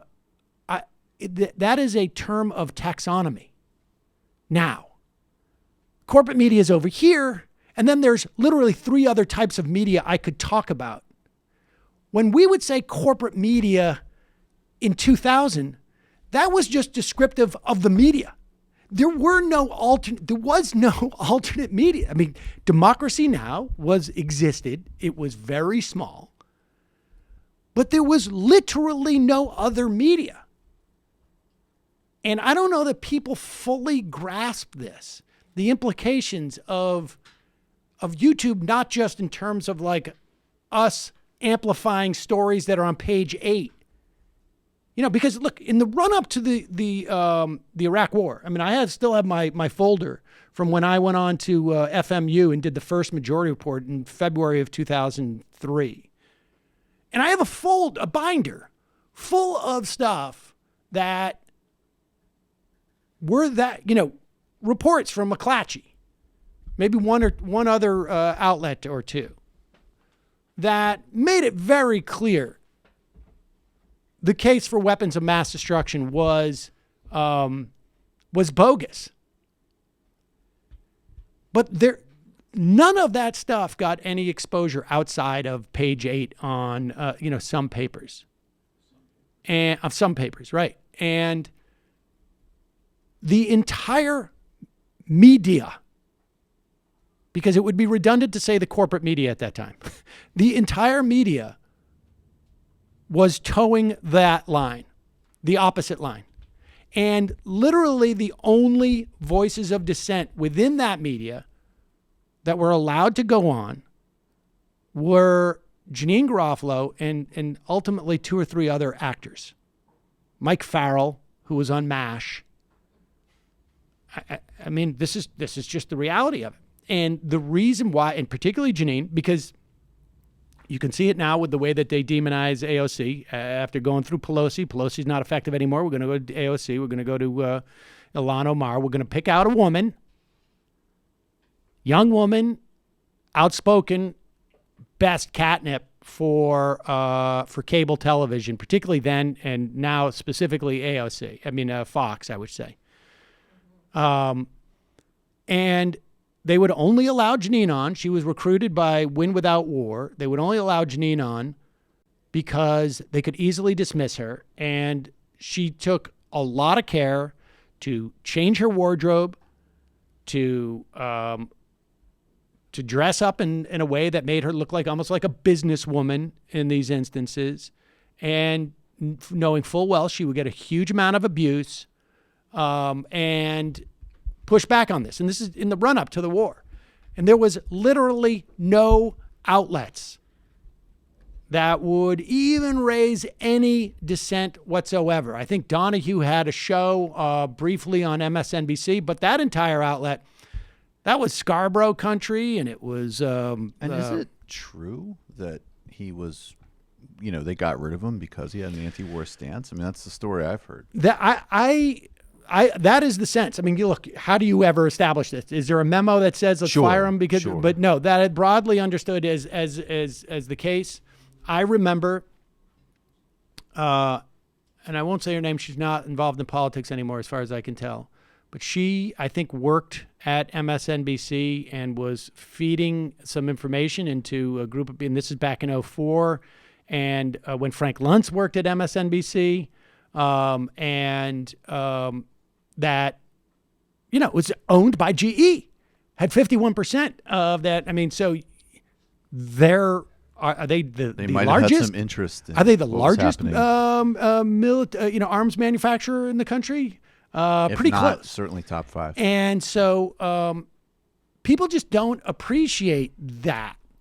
And never mind, like, there was just simply, now we can talk about figures who offer a contrarian view on, within a narrow subset of views. Like, right, it's not just left and right. It's like we have all who impact the national discourse. There was no Twitter. There was nothing. And I don't think, and you would see a lot of reporting on the burning of the Dixie Chicks albums, because one of the Dixie Chicks on tour in Germany said, we're embarrassed of the president of the United States. And there was album burnings where you had Ari Fleischer in the wake of 9/11 telling people they better watch what they say. And he was, just as libertarian then as he is now, maybe a little more so even. Bill Maher was fired because of questioning the narrative about 9/11. It wasn't a truther. He was just simply saying, like, people are saying these guys aren't brave. They flew themselves into buildings. That's pretty brave. Yeah. I mean, that's basically the... Okay. And... So what implications does that have for the issues around the Russia coverage now? Well, it has every implication, it seems to me, because it's simply not, well, it's two things. One is that coverage and that mentality is dominated within Washington. And that's why I guess where I was going with this with John is that you can actually talk about the conventional wisdom within Washington, and it has less relevance now than it did 20 years ago, because there's a whole nother ecosystem, a network of communication outside of what is dominated on cable television. There's also a whole nother funding mechanism. So you can operate outside of that, which is not to say to the exclusion of that, but you can actually maintain a career outside of that. And that is dramatically different, both as a politician and as a media figure. You can operate outside of that. And it's still, I mean, oddly enough, the only people who are still influenced by that, I think, are half of the Democratic Party or 3/4 of the Democratic Party. I think that's a big, yes. And if you talk to people, and you remember the phrase, this guy's not around as much anymore, but he wrote, I think it was called 12 Bankers. He was a critic of the recovery. Simon Johnson, he taught at MIT. Anyways, but he had this phrase called cognitive capture. Right. As the intellectual corollary to just outright money corruption. And I think that's what you're talking about. And Ben Wickler had that quote. I keep referring to it in the Paul Waldman book, I think it was. It just sort of, Democrats, largely because of the,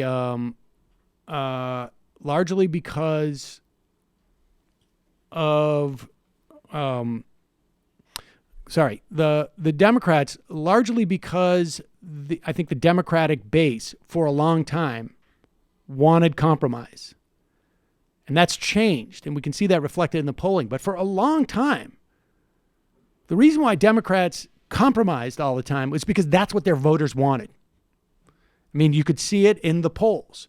Republican voters would say no compromise, and Democratic voters would see compromise. And so they were more susceptible, it seems to me, to what, not necessarily Chuck Todd, but those before him who are on Meet the Press. I can't remember his name now. Russert. Yeah, Tim Russert. They were more apt to be influenced by what Tim Russert was saying than what was happening out in the world. And that is becoming less and less true, it seems to me. Now, are there people who still do that? Yes, but the thing is with the so-called Russiagate coverage. Yes, Adam Schiff gets on MSNBC all the time, and half the or 3/4 of the people who are on there are all former prosecutors. Yeah, believe me, nobody has more of a problem with that than myself because, I have less to do and nobody's talking politics, but. And also broader problems in your own career trajectory. Right. Just to help you out there a little frankly, bit. I'm happy not to go. I am totally enraged that John Brennan takes my spots. Let me put it this way. I'm completely aware of it and conscious of it. But it's also, there is no indication that this this influenced the Democratic Party in terms of the way they ran in 2018. Every reporter we've talked to out there said the biggest argument was Medicare, was healthcare. You could see this. The polls started to see, there's a broader argument to be had about this, which I think is maybe getting overdone. But I just, to that specific point, because we do have some disagreements on this, but to that specific point, Chris Murphy, of all people, was on TV in early 2017, I want to say, maybe in 2016. And he said, very diplomatically, to a Russia question, with all due respect, this isn't really what people are asking me about at town halls. And as soon as you saw that, I think that's, in some ways, that's why I'm most concerned about predates almost the conversation. And that's why, in some ways, I'm more concerned. I am very, very, very into the media critique, but I think you're right from a congressional campaign standpoint. Except for there were specific races, I think what's his face, that really crazy guy in Orange County lost because of this. But, Rohrabacher? Yeah, but he had his own weird connections to oligarchs directly independent of any of this other stuff. But as a national campaign, it was on healthcare. As a party, it was a healthcare issue, and they reversed themselves. They didn't even run on Trump is disgusting and released tax returns. They ran actually pretty standard issue Democratic pocketbook campaign. It's very hard to argue. I mean, you could say that it is, that there are a lot of people who are disappointed who watch MSNBC who are disappointed. And I agree, yes, and there's a media critique. But again, I think the stakes of the media, just broadly speaking on any topic of cable news being heavily invested in something is much less than it was back when that was the only media. And you can see it insofar as the behavior of the Democratic Party. Yes, it's true. Adam Schiff has made a career out of it, and that can be assessed and judged. But frankly, I haven't even spent the time to care about it, and I do this on a daily basis, and it has not hurt our numbers to not talk about it. And it helps our numbers, I would imagine, actually. What's it? I think it helps. Well, I mean, but people my point like us. is, Yeah, whatever. Yeah. I don't even take the time to analyze this. It's just that it is indicative of how little influence it's had within. I'm not saying it has had none, it certainly it's become like a sort of a meme-ish thing and culturally, but it's not like it's not like people aren't driving in their cars and we don't hear stories like we've heard stories of guys driving up to, someone of brown complexion going like, get out of this country and this and that. You don't hear a lot of those stories about Well, that's Russians. because it's liberals that are into it. So they go like, you just stop interfering with treason. Hillary Clinton. Yeah, they're cowards. She was an amazing senator and leader. And I'm going to go get my NPR tote bag and hector you. I don't know. That's, but the well, there's a huge amount of all of that is a very, very long detoured way of saying to John, I think that the evolution and the progression of the way that our politicians are influenced is changing. And that is why you get someone like AOC and why they go after Ilhan Omar, and it does not work in the way that it would have worked. I mean, first of all, I don't know that she could get elected 10 years ago, but if by chance she was there, that would have been far more effective than it is now. You know, another and it's early not just signal because on of this? change on perception of Israel, but because of the change in like how much what happens in Washington is actually reflective of what's happening out here. When Brian Schatz, I don't even remember what his bill was, but it was for maybe college or something. It was some nice liberal bill, but they asked him to score it, and he was like, no. Like, I'm not doing that. Was like, that was a year ago. That was another pretty significant signal too. So it seems like there's been a bit of lag time then in terms of who's losing faith in corporate media, would you say? Like conservatives have sort of retreated into that. Well, it's definitely still corporate. They like Fox, but they have a bubble and they don't trust the mainstream media. And progressives now too are starting to trust the mainstream media less and also just care less what happens on cable news. I mean, I just think that I think that the distrust in the media has been pretty pronounced for years. I mean, that was the case a decade ago. And, you know, it's conceivable that there was a missed opportunity, I think is fair to say. You know, like I think there are show on MSNBC, broadly speaking, that if every show was modeled after that, we'd have a much more informed electorate on the, you know, sort of center left to the left, without a doubt. But I also am quite convinced that if that was the case, they may not be there. It'd be weird to me to think of like anything on cable to be appointment viewing for the left at this point for me. I don't have any particular inside information. There's a big public record as to where MSNBC wanted to go and thought they were going to go following, the 2016 election.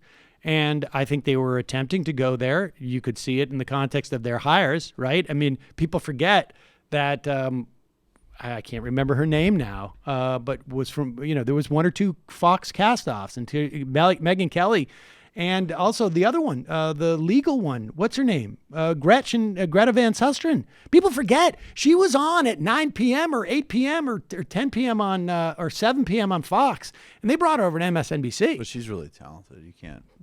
So, if I could boil this down, then is what you're saying that like the assertion that you are covering the Russia story at all or giving it any credence for your own like career, that's just ridiculous. And also, I'm doing that for my career.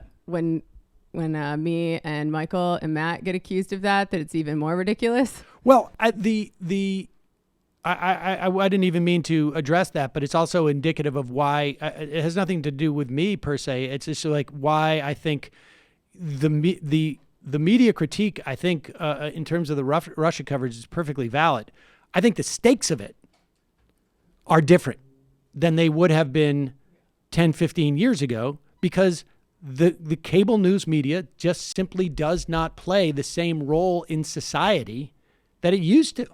That's just, I think, indisputable. Yeah, but just like the idea that we are incentivized to think that anything happened with Russia by the desire to be on MSNBC or have a career or whatever. That's like clearly false. I can't even imagine. Has people really actually said that? Oh yeah.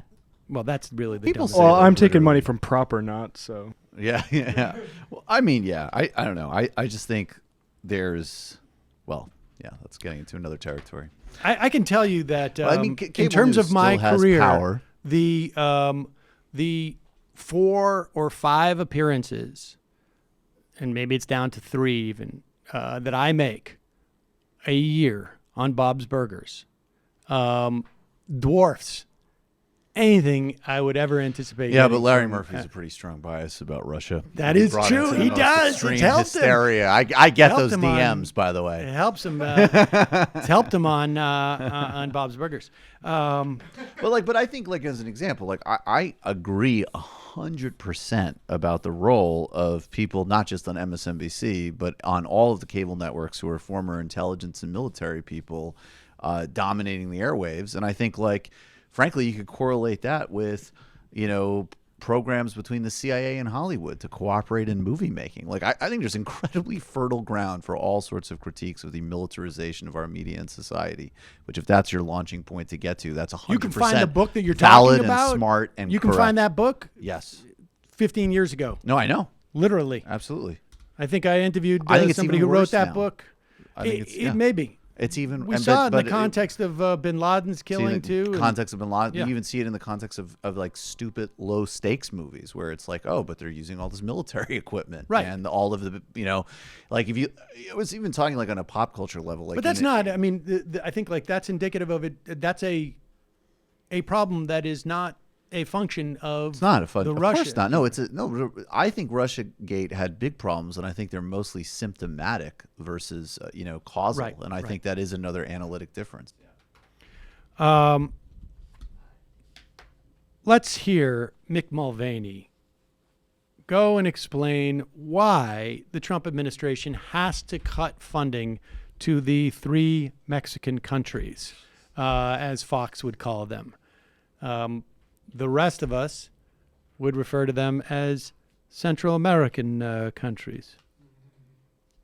We do that. Well, let me ask you, because the State Department told CNN yesterday that the U.S., the Trump administration, is going to cut off aid to the Northern Triangle countries, the Central American countries, El Salvador, Guatemala, Honduras. Your own border experts in your own administration say that investing in those countries is working. For instance, in El Salvador, USAID money has gone to El Salvador, the homicide rate has gone down, and migration from El Salvador has gone down as well. Isn't this also self-defeating? Taking away aid from those countries ultimately will make the migration crisis worse. Look, there's a lot of good ways to help solve this problem. Congress could do it, but they're not going to. Mexico could help us do it. They need to do a little bit more. Honduras could do more. Nicaragua could do more. El Salvador could do more. And if we're going to give these countries hundreds of millions of dollars, we would like them to do more. That, Jake, I would respectfully submit to you, is not an unreasonable position. We could prevent a lot of what's happening on the southern border by preventing people from moving into Mexico in the first place. Right, but that's what the USAID money does, is it makes those countries more stable. This is not according to me. This is according to experts in your own administration. Right. Okay. Career staffers, but let's talk about that for a second. If it's working so well, why are the people still coming? Why are these historic numbers? Again, 100,000 people will cross the border this month alone. That is a crisis. It's a humanitarian crisis. It's a security crisis. I think I can't even hear anymore. This guy is such a ghoul, right? Like, I mean, so decrepit in his soul. He's just been told. Well, first off, they know this. Okay. People, the vast majority of these people are not coming to America because it is a paradise. They're coming to America because their country has been so destabilized over years. There's so much violence. There's so much danger. They're afraid for their and their families' lives.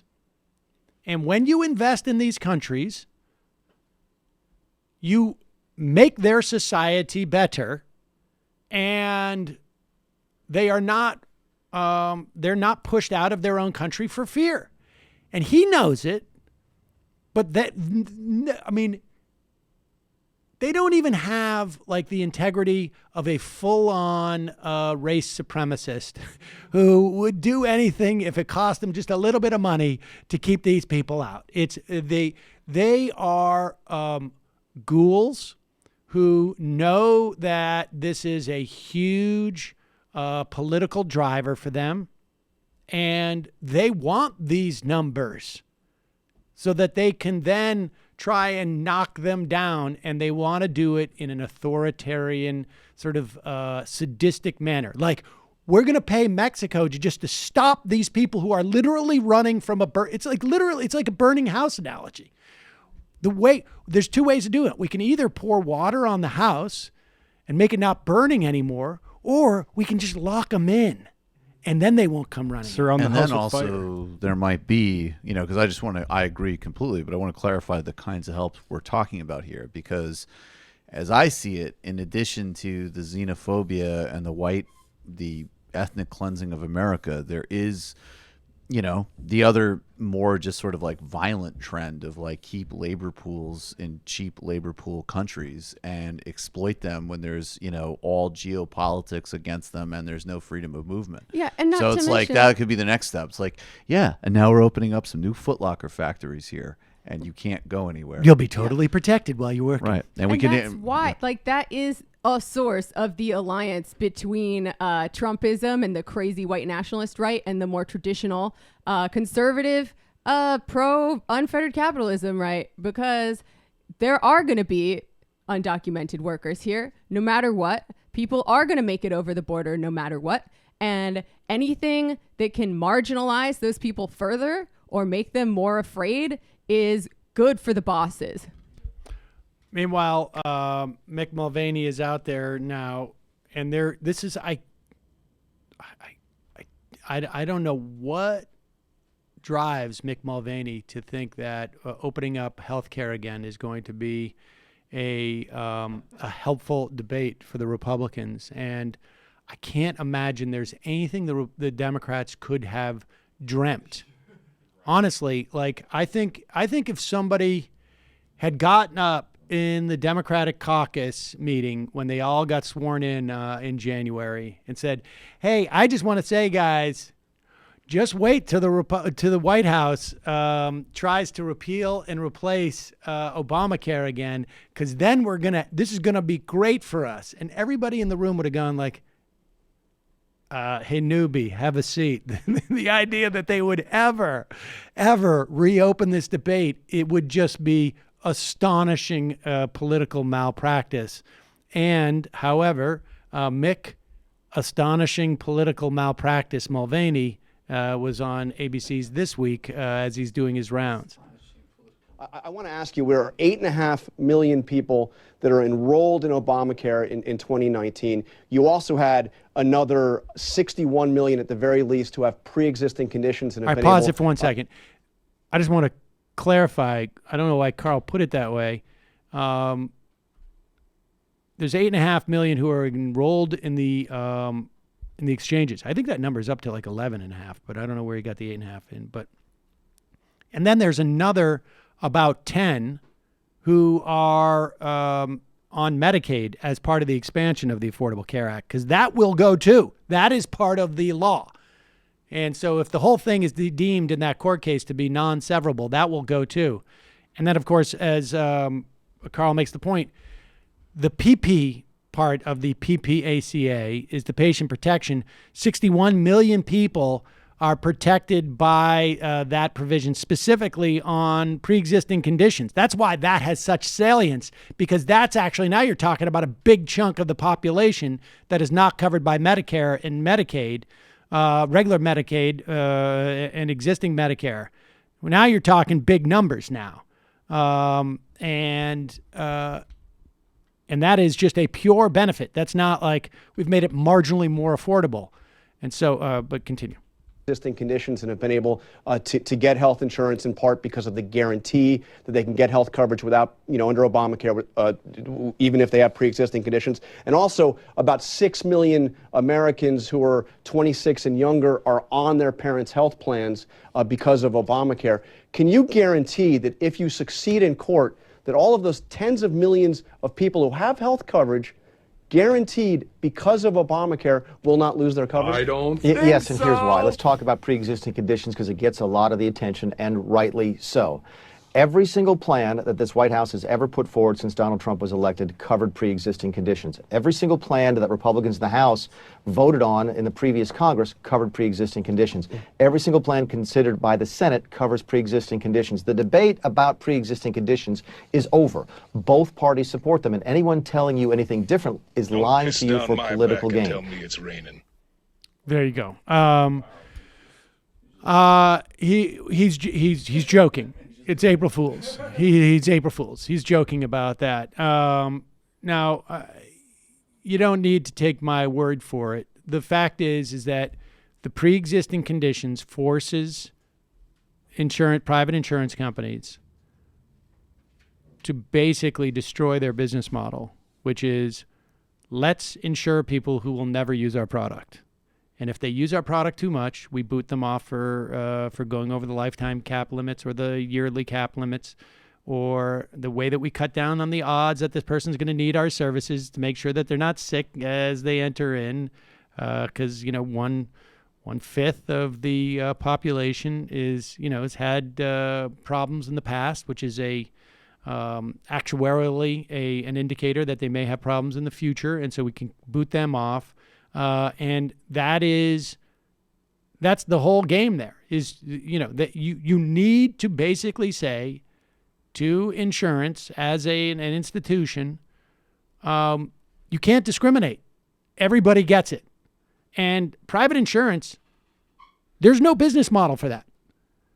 To the extent that there is a business model, they have to lay off the costs on the government. So the government has to subsidize it. And that's what's happening in the exchanges. Or the employer has to subsidize it.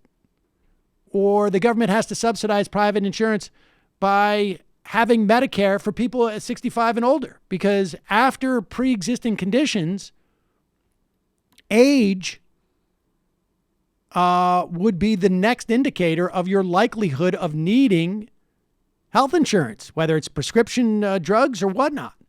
And so that's why Joe Lieberman was all in favor of a 55 and older buy-in to Medicare before the ACA, because the business model was broken. As the baby boomers aged, the business model became untenable. It was great when all the baby boomers were 30 and there were less people who were, ages 40 to 65.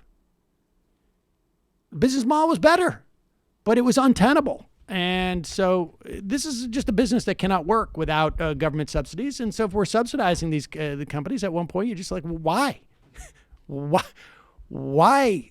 Every dollar we give them, we're basically flushing 20 cents down the toilet. We want to tap into the miracle of the profit motive, Sam. I mean, it's literally we're Competition flushing, would start kicking in. probably more technically, 16 cents per dollar down the toilet, and getting a subpar product to boot. Yeah, but what about the post office? They're- That's not too they're nice. They're competing to see who can rip people off the worst. Yeah, but if you think about it, That is what literally does their government business do? model. That's how they're rewarded by parasite model. by the stock market, which then just feeds a handful of people whose compensation is a function of that. Well, people could always decide to not go to the doctor. So If they were good consumers. If they were good consumers. I'm just interested in Speaking of ideas. which, Bernie made a vow last night, and I hope that we are in a position to play this to Bernie Sanders and say, what about this, buddy? Yeah, I remember. Shut up. I got it down to 55%. Yeah, what do you want? Here is Bernie Sanders the pragmatist going all of on a sudden Face the whining with Nation, my tapes. and the dynamic here is great, because as the rest of the field, or the majority of the field of the Democratic primary contenders, move to the left on these questions of healthcare and whatnot, Bernie is forced to move to the left. and get more aggressive with what he is promising. And understanding, look, there's a lot of academic research on this, frankly, and it's counterintuitive. But politicians keep their promises. They tend to. And because it sets the expectations of their electorate. And sometimes they hedge, but more often than not, they just become smarter about what they promise. Exactly. But this is a pretty straightforward promise. Bernie Sanders on Face the Nation. I want to get to the issue of health care. The president this week said he wants the courts to strike down Obamacare, the Affordable Care Act. But to be fair, Senator, you want to replace Obamacare too. You want to replace it with Medicare for all, this government-run government. You know, listen. To be fair, it's really the wrong way to be relentlessly disingenuous. So fair. Yeah. To be fair, Bernie, you seem to have two legs. The very president has two legs too. What's the difference? Yeah, to be very superficial about this because it's easier. That is to be relentlessly disingenuous. It is so weird that they feel like they have to structure a question like that. But go back to the beginning. The issue of health care. The president this week said he wants the courts to strike down Obamacare, the Affordable Care Act. But to be fair, Senator, you want to replace Obamacare too. You want to replace it with Medicare for all, this government-run, government-financed program. So if the courts strike down the ACA, does that ultimately help you? No. Look, yes, Trump has an idea on health care. His idea is to throw 32 million Americans off of the health insurance they have, doing away with insurance for kids who are 26 years of age or younger who are on their parents' plans, doing away with the protections that the ACA has for pre-existing conditions, Margaret. That means if you have cancer, you have heart disease, you have diabetes. If Trump gets his way, the cost of health insurance for you will be so high that many people literally will not be able to afford it. Thousands of people will literally die. That's Trump's health insurance plan. My plan's just a little bit different. I think we should join the rest of the industrialized world, guarantee health care to all people as a right, end the absurdity of the United States spending twice as much per capita on health care as any other nation, while our life expectancy is actually going down and our health care outcomes are worse than many other countries. And by the way, we pay by far the highest prices in the world for prescription drugs. Margaret, let me make a campaign promise to you, and you can repeat this, play this tape over if I'm elected president. And that is, if I am elected president, I'm going to cut prescription drug costs in this country by 50% so that we are not paying any more than other major countries are paying. Maybe we can do better than that. Because we will look at the average costs of prescription drugs in Canada, the UK, Germany, Japan, and France. Well, we will look at their average costs, which are 50% lower than they are in the United States, and we will do that. And if the pharmaceutical industry, which made the five major companies made $50 billion in profits last year, they pay their CEOs outrageous compensation packages. If they don't like that, they will take a look at their patents. When are you going to reintroduce your Medicare for All plan in this Congress? So you've already got people supporting it. We're going to do that within the next couple of weeks. Next couple of weeks. We are going to do, yes. I like how she's making it like she's digging on something. But you failed at a got you. He gave you a great promise. And raise an the exciting stakes. Proposal. There's no that wasn't even a bad exchange for you. Just accept that it was positive instead of negative. I will see your gotcha and raise you something even better.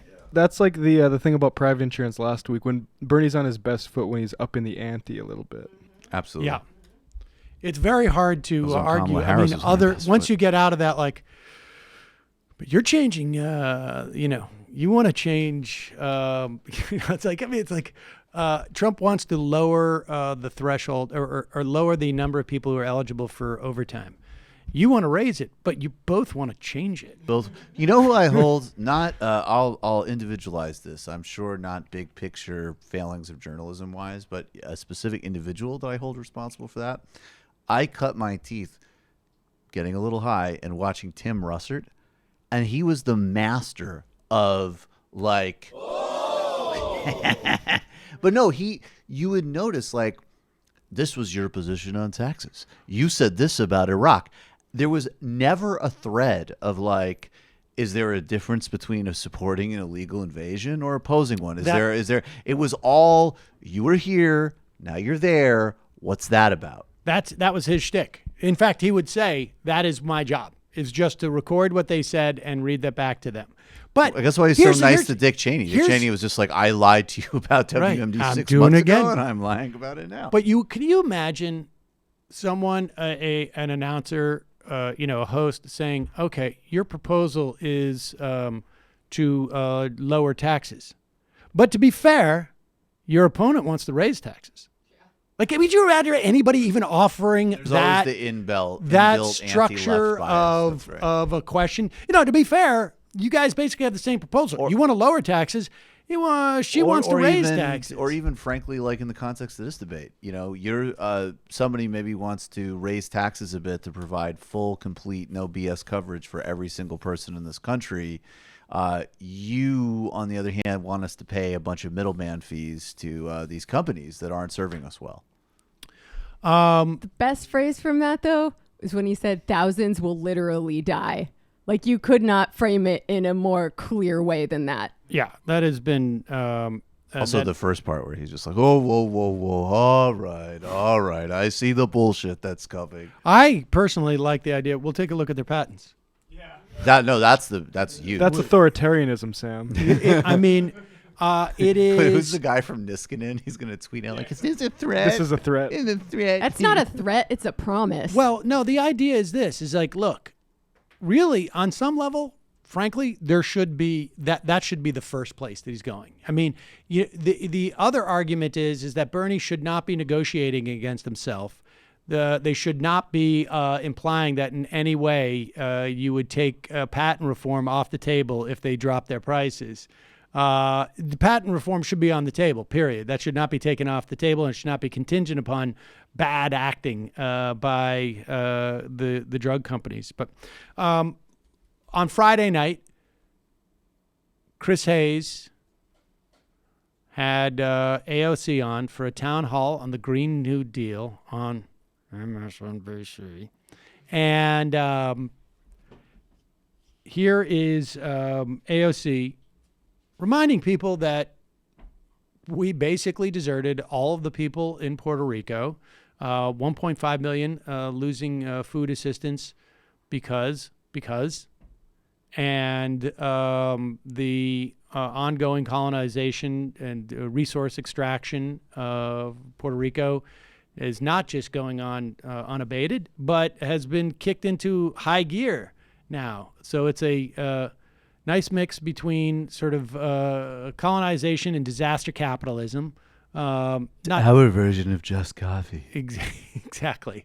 And here's AOC basically putting what happened to Puerto Rico in the wake of Maria into perspective. On the events of September 11th, 2001, thousands of Americans died in the largest terrorist attack on U.S. soil. And our national response, whether we agree with it or not, our national response was to go to war in one, then eventually two countries. 3,000 Americans died in Puerto Rico in the aftermath of Hurricane Maria. Where is our response? Yeah, none. We have had a response. Vulture funds and paper and towels. cutting food assistance. It's just sort of stunning, but prime example. She needs to. That's the main reason I think she actually won. I bet if you really, in addition to all of the hard work, but I think like one of the most potent hits on Crowley, forgetting his name, was the fact that he represented such a heavily Puerto Rican district and was a bagman for these ventures funds out there. I think that's part of it. I mean, I think like to a certain extent, there was a whole range of factors in terms of who got mobilized in that election. But he was clearly very comfortable. He's gone on to have a lobbying career. Landed on his feet. Yeah. Don't worry, I'm doing all right. There's nothing like playing some Bruce at the bar after getting it all expensed. I like to loosen up before I play a couple of tunes, and I put it all on my literal gold card. It's not the plastic version. It's not the metal one they have now. My gold card made out of gold. In a way, we're still competing with each other. It's good he's keeping busy. Keeping the race on a little bit. We'll see which one of us... See how we do when we actually have to put some points on the board. Here is AOC also commenting on what I noted earlier, which was Fox News' ongoing search for the latest woman to demonize on the center left, anyone left of them. AOC is just one. There's a writer who got hired at New York University as an adjunct professor, making I think a full four figures, mid four figures. She's making, is my understanding, and they have demonized her and are attempting to get her fired. I can't even remember what the offense was. She, if I remember correctly, it was, I think she said a veteran was a Nazi sympathizer for having an Iron Cross on like his shirt or a tattoo or something like that. But and that's the type of observational abilities that you're supposed to have in journalism. But I think generally she's a fairly good watcher of the far right. And so here is AOC. She's surprised at how what kind of a fail. Understand that they just did a poll of name recognition. She has something like 80 some odd % name recognition on the right and like 60% on the left. Which I will say this, they are inept in many respects.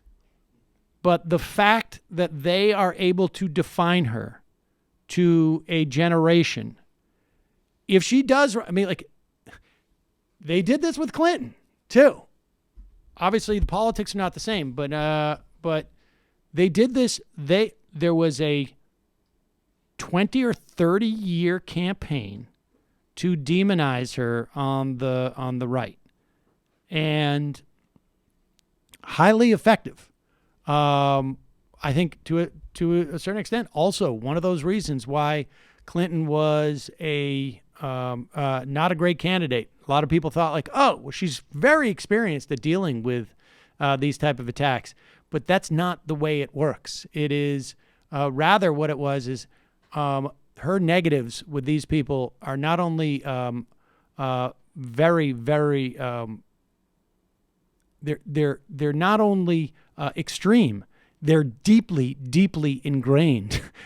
This is how you get it into the DNA of people on the right, that AOC is to be feared, despite whatever material benefits her candidacy, wherever that leads, might be offering.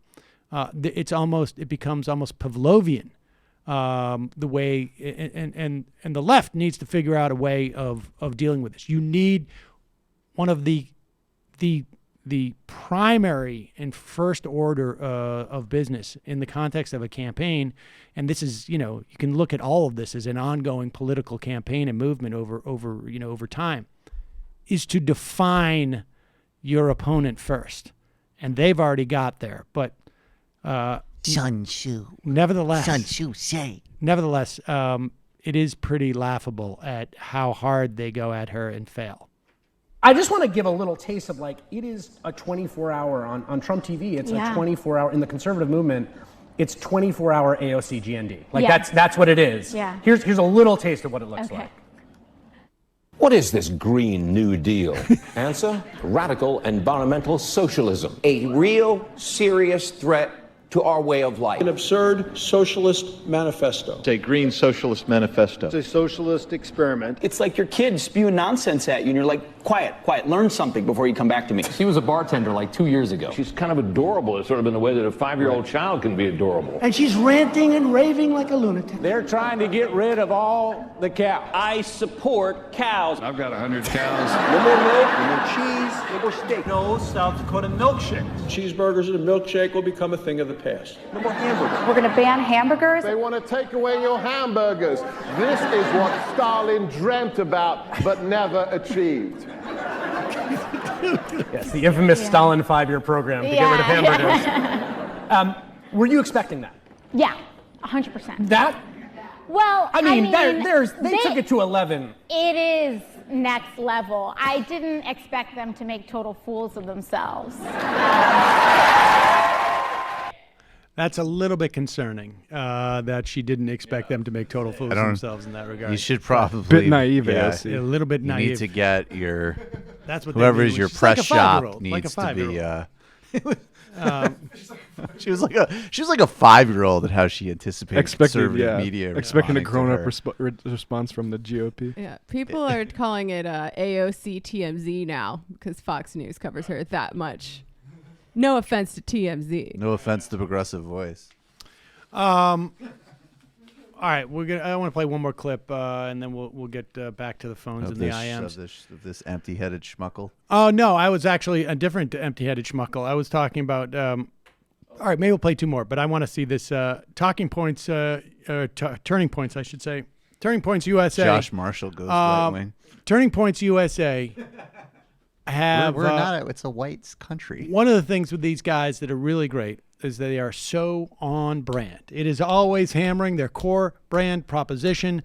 This is an internal, like a corporate retreat for Turning Points USA, and they've brought on Benny Johnson. He is he a writer? No.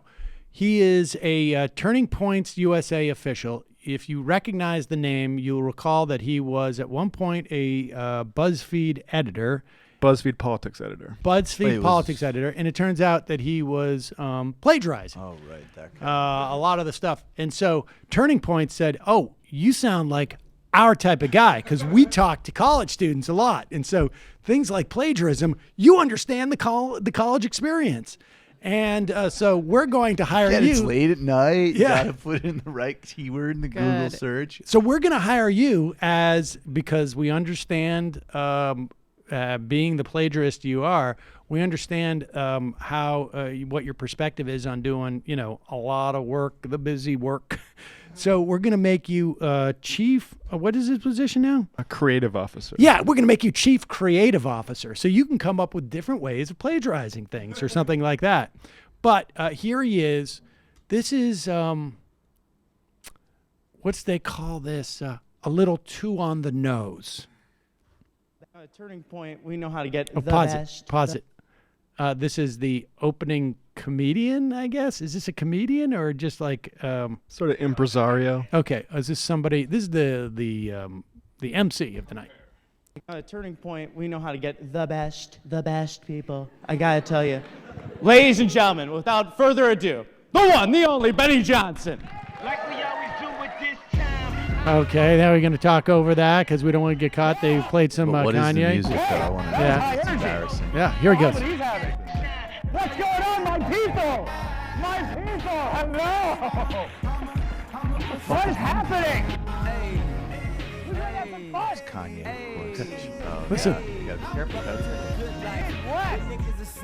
Yes, look at this. This is amazing. Oh my God, I've never seen so many white people in one room. This is incredible. That's the best.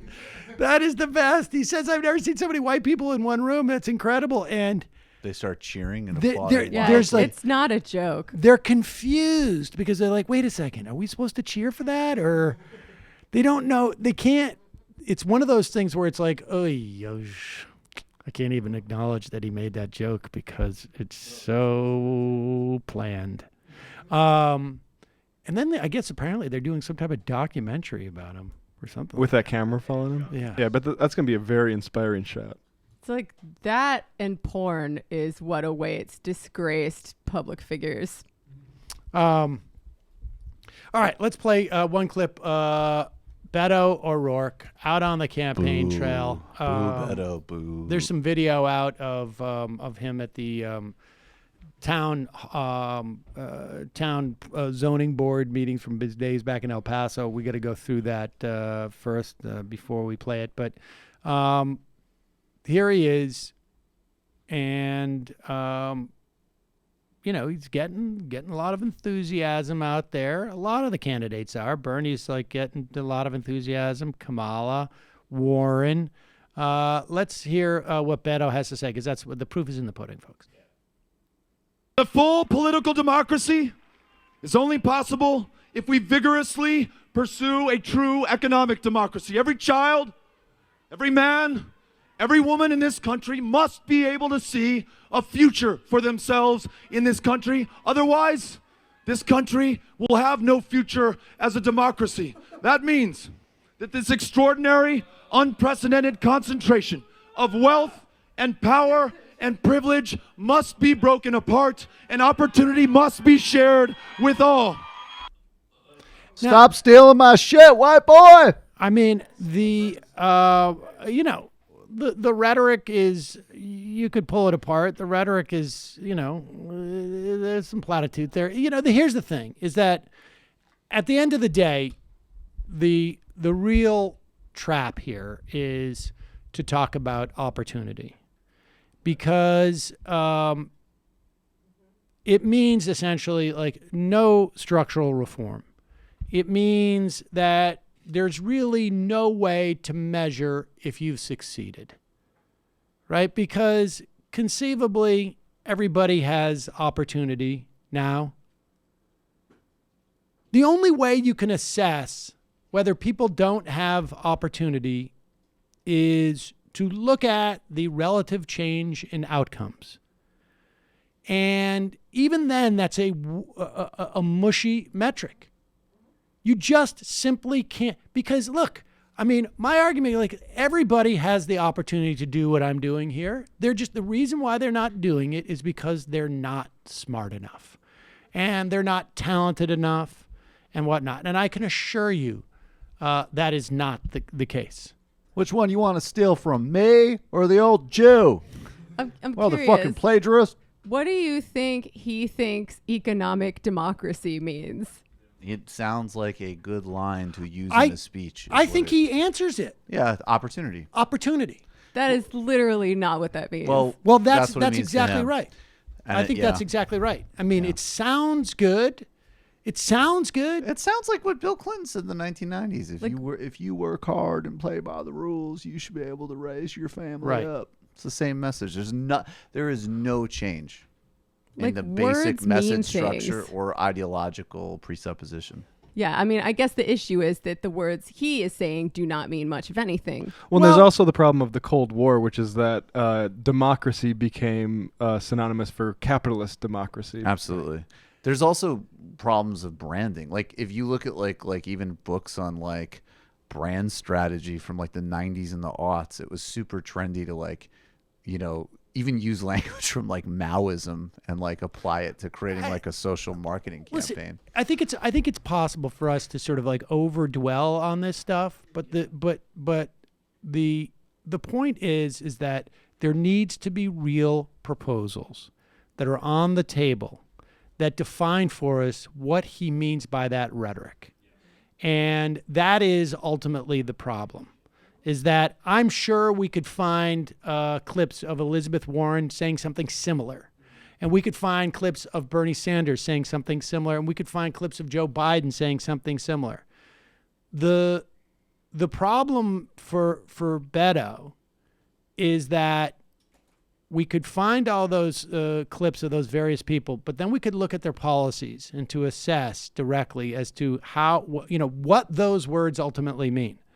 And for some, like Joe Biden, in the past, it meant things like empowering credit card companies to make sure that you couldn't escape your debts, or empowering loan institutions that made sure that your student debt couldn't be discharged, or but for someone like Elizabeth Warren or Bernie Sanders, it means we're going to start producing generic drugs and as a government, or we're going to do patent reform. It's absolutely true. But we should say that every time that Beto has indicated on this, anytime he gets close to policy, it's usually not good.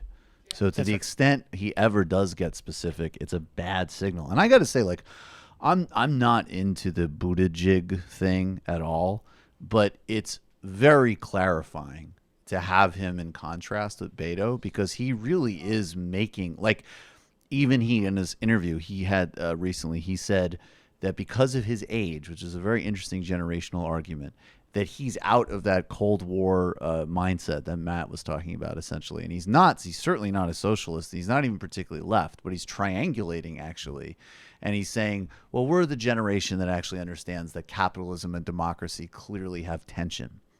And he's making a very different argument to get out of it. But I'm just saying, like, having him there really reinforces not only how empty Beto is, but that when Beto goes to his comfort zones, it's to the right. And it's not even really a triangulation between left and right in the modern Democratic Party. It is not democratizing our economy to propose to cut Social Security. I can just tell you that those, like, by any definition of the word, that would not be the case. Now, he's obviously, I don't think he's promoting this on the campaign trail. I don't know where he is on Social Security. Maybe he's talking about expanding it. But I'll tell you something. That is quite a turnaround. 6 years. 7 years. It's also not democratizing the economy to expect people to pay 10% of their income for health care. What about 9.5? Let's go to the phones. Calling from a 509 area code. Who's this? Where are you calling from? Hi, my name's Ethan. I'm calling from Seattle. Ethan, what's on your mind? A week ago, Matt had mentioned that he was interested in people calling in or mentioning any organizations that dealt with prison literacy. And now's a good time because here in Washington, the Department of Corrections just very quietly rolled out, with almost no media coverage that I've seen, a policy where they are no longer going to accept used books for prisoners. So any books that prisoners or incarcerated people in the state receive to read must be new. And Why? So Why? Obviously, I can only speculate. I think I sort of heard that, much like they've privatized a lot of phone call systems. So like if you want to talk to your family or like, any outbound phone calls have been privatized. And so they kind of squeeze prisoners for money on that end. Or, perhaps they have like a prison commissary. To get in fairness, the statement that their rationalization in the memo on the Department of Corrections website is that it's a security issue. And so I wanted to call and mention it because I'm not affiliated with the organization, but I volunteer there. There's a nonprofit called Books to Prisoners, and I want to thank Matt for retweeting them last week. But I volunteer there, and their kind of counterstatement was that Books to Prisoners has been around for 1973, providing donated books to incarcerated people without incident. They've donated tens of thousands of books over the years, and there's not been a security issue. Obviously, you can't send like a map around the prison or like a wire-bound notebook or something of that nature. But it's an issue, and it feels very punitive. And so I just kind of wanted, if you live in Washington, I just kind of wanted to point people towards the organization. You can find them on Twitter at B2P Seattle.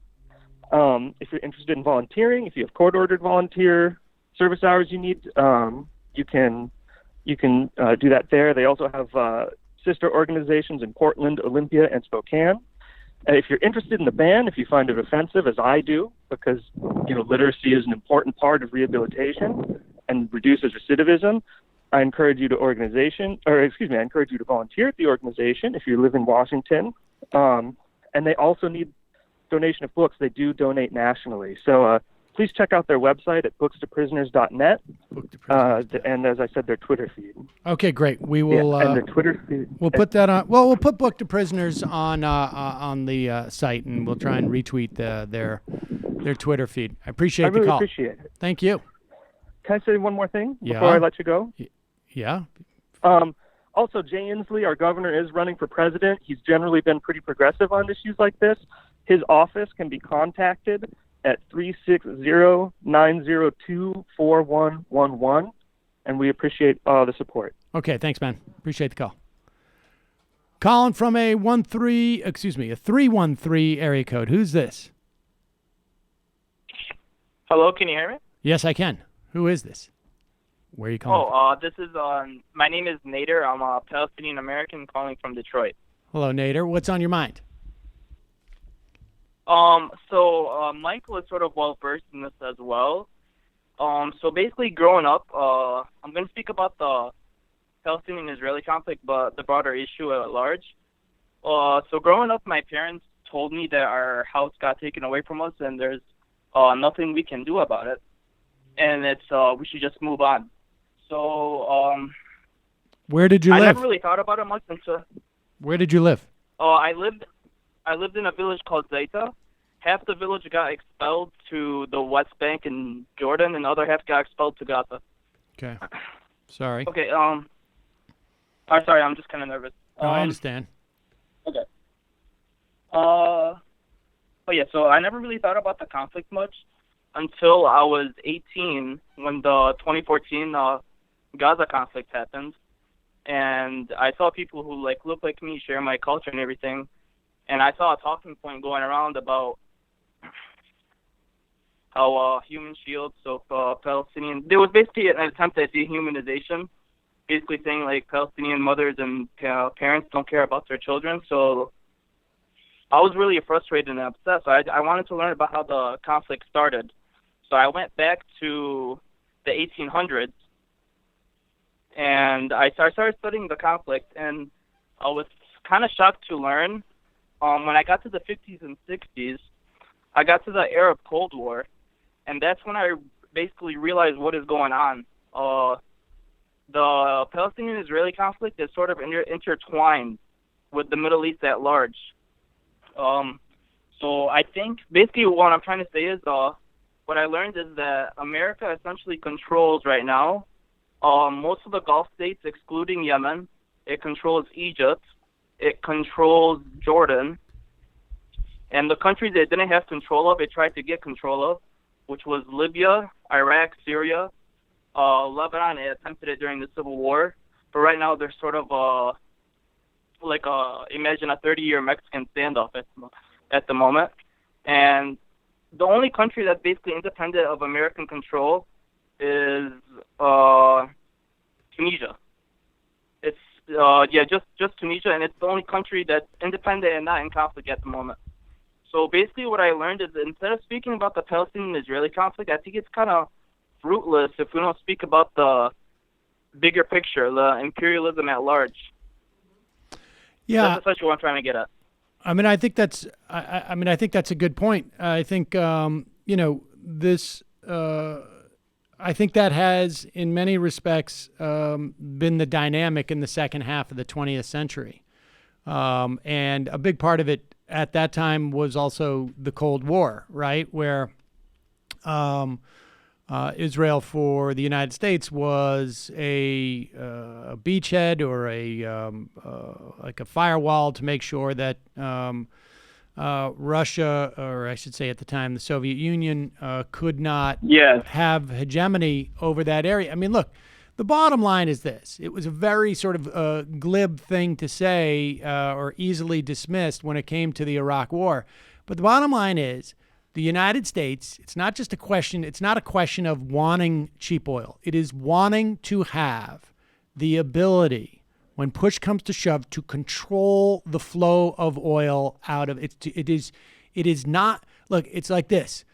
When I have a party on a Thursday night and I got a keg, I'm just putting in the Thursday night keggers, I want to have my buddy pumping the keg and holding the spigot. And that's Iraq, too. And it's not because that guy's going to drink all the beer or I'm going to drink all the beer. It's just like, I don't want those jerks coming from that other dorm and coming and drinking our beer. So I want to control the keg. I want to control, and that's basically what our strategy has been.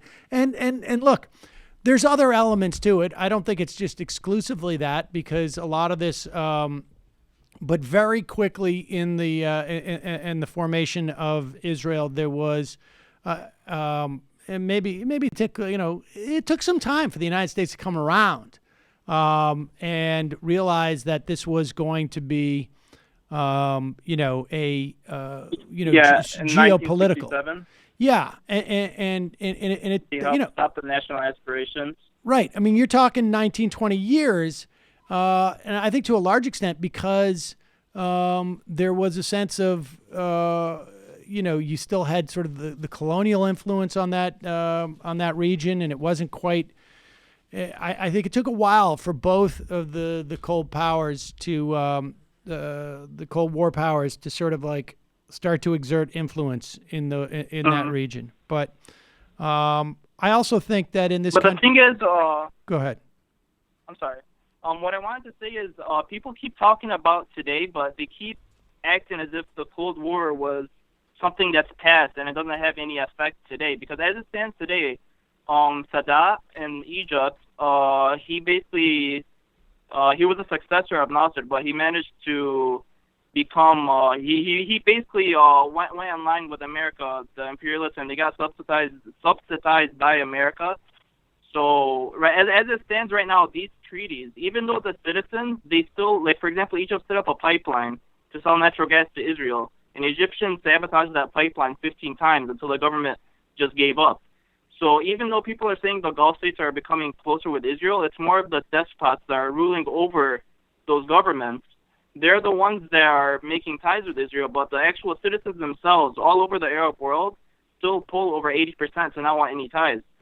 So what I'm trying to say is once the Arab world actually gets real representation, this conflict isn't just going to disappear in a couple years or 100 years. I know Israel's trying to, right. The only thing, with it, listen, the only thing I will tell you is that I think, and I don't know this because I haven't looked at the polling in a long time, but I am quite convinced if you went back 30 years, 40 years in the polling from now, right? If you went back to like 1980, you would see a very different polling in terms of the people. I think that the leadership of all of these countries have been quite effective in creating animosity amongst its civilian populations. I mean, when I remember in the early 80s, the complaint was the governments. You would hear that quite a bit. And now I don't remember, looking at the data, but I think if you were to go back, it would be interesting to check it out. But appreciate the phone call. All right. I'm sorry. I was nervous. I couldn't really make clear what I wanted to say, but I'll try better in the future. Sorry. All right. I thought you did a good job. Thanks for the call. All right. Bye. And this is the same guy who just last week said, "You have failed," to a caller, which is beautiful. Well, Great. He set it up like I'm going to do X, Y, or Z, and he made it a big deal. Whoever you are, I really hope that was a prank phone call because that was awesome. It was genius. Come from a 509. However, come from a 509 area code. We agree on, but I don't know. Who's this? 509. Hey, Sam. This is Ronald Reagan. Oh, Ronald Reagan. How's it going? It's going good. How are you doing? Good. Hey, did you see the story about the family behind Panera Bread and like Einstein Bagels, Krispy Kreme donuts? You hear about this story? Wait, say again? Yeah, so there's a family that owns all these companies, right? And it turns out they've got ties to the Third Reich. Oh, okay. Is that a big deal? Yeah, so, well, it seems like a big deal. They donated a bunch of money to charity when it was discovered that, they're Nazis, or they used to be. But Just kind of like unrelated. I found out over the weekend that David Pakman was born in Argentina. I was waiting where you're going for this. Yeah. And I thought, oh, that's weird. What kind of name is Pac-Man, right? Pac-Man? Pac-Man. So I did a little research. Pac-Man, it turns out, is it's a German name. Right. So, you know, German, born in Argentina for some reason. So wait, but I'd heard that Pac-Man is Jewish. So are you actually suggesting, in addition to a very disturbing familial history, some stolen valor here? Well, I just want to say, like, you know, it's bad enough that we have to worry about intellectual property theft, but now we have questions about... All right.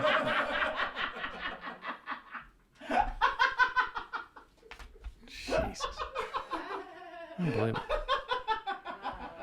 The left is eating itself. Just a reminder, folks, Calming Comfort by Sharper Image. Calming Comfort by Sharper Image is the luxurious weighted blanket that's designed with high-density comfort fill to promote a sense of calmness for a restful night's sleep. The Calming Comfort weighted blanket comes with a 90-day anxiety-free best nights of sleep of your life guarantee from Sharper Image.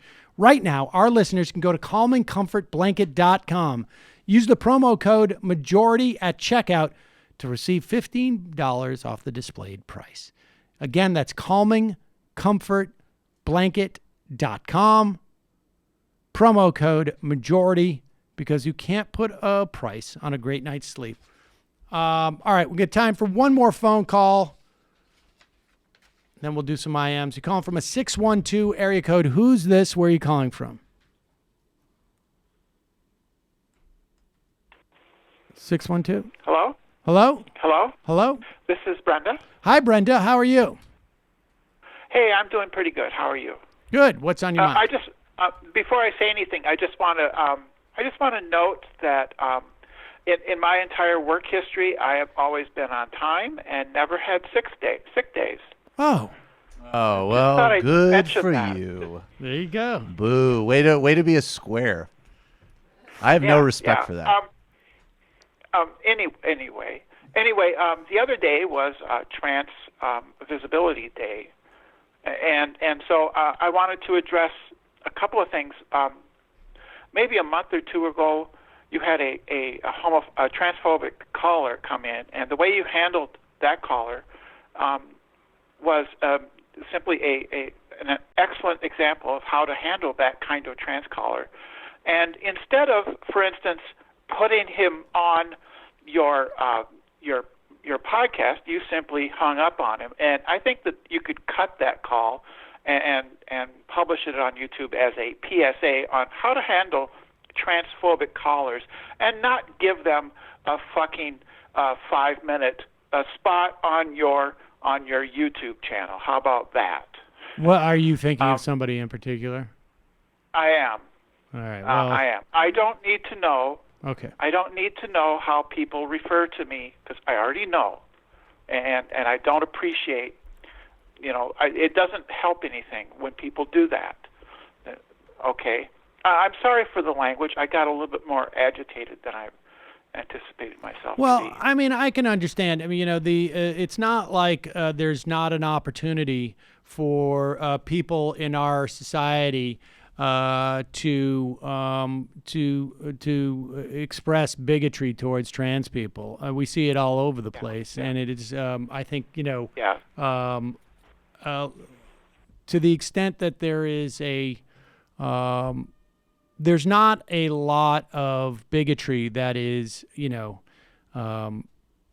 okay in society as much anymore. But bigotry towards trans folks, I think, is like one where there's still not enough, frankly, societal, you know, disdain for that type of bigotry. And so, yeah, I don't need to hear somebody explain to me, you know. I can switch topics a little bit here. Another talking point on the right is about the XX versus XY. Chromosomes, you're always a man, you always will be type of thing. P.Z. Myers, who is a developmental biologist, has a YouTube presence and has a video recently released on why the right-wing talking meme about you're always a man and always will be because you have XX and XY chromosomes. And he pretty much goes through the biology of that and explains why this is not actually really as important as people think. Basically, everybody has an X chromosome. Women have two X chromosomes, one of which gets deactivated, and males have a Y chromosome, which has influence in early development, and then is pretty much inactive for the most part for the rest of your life. So when you look out on the street, you shouldn't see people who have XX and XY. You should see people who have X chromosomes, and that's pretty much it. The human females have an extra chromosome that got deactivated, and the human males have a Y chromosome that is pretty much inactive for the rest of their lives. We're all created by X chromosomes, and sexuality in humans, it is not something that is decided by your DNA. It is heavily influenced by environmental factors and even cultural or social factors. I would encourage people to look up P.Z. Meyer's video on this. He explains it far better than I can. It would be a useful thing for people to learn so that they could counter this meme that we're all either male or female, and that's just it. It's just a binary thing, and that's solid. Biology isn't as solid as we like to think. It's mutable. I mean, I gotta say, Brenda, I also think that the idea that there's a movement of biological purists out there, you know what I mean? Just seems ridiculous to me. You don't hear people rail against. And what you're saying in terms of the chromosomes and the science, I have no reason to doubt. But I don't feel like it's necessary for me to even, to educate myself on that. Beyond, maybe it is for me, as someone who does this rhetorically and be in this position, and I might have that debate. But as a society, we don't hear people who are so concerned about biological integrity that they rail at the idea that people would color their hair, or that people would, change their eye color with contact lenses, or this, that. It is just bigotry. That is, they will use biology in the same way that bigots have used biology in the past to justify a societal bigotry that they have. One that is really just comes from a place of hate and an imposition of their own moral values. I just don't even accept the idea that we should be compelled to make biological or physiological arguments as to why trans people should not be discriminated against. That's just now, and I'm saying that as, to the extent that I think that's a position that lay people should have. And maybe I'm not a lay person. I should be more, read in to these type of arguments. But I just think that I just think that those people who are making biological arguments in this way, I doubt their sincerity.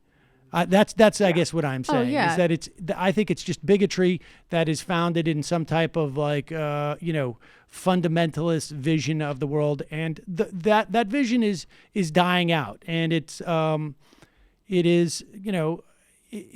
horrific that people have to continue to suffer from this bigotry when it really is a function of we just haven't progressed enough as a society. But I appreciate the phone call, Brenda. Brenda, have you seen Thank the you, new? Sam. It's a great show. I so much appreciate your presence. I get stuff from you that I don't get from any other left-leaning YouTube channel or podcast, and I thank you very much for everything you contribute. Thanks, Brenda. I appreciate it. Have you seen the new ContraPoints video?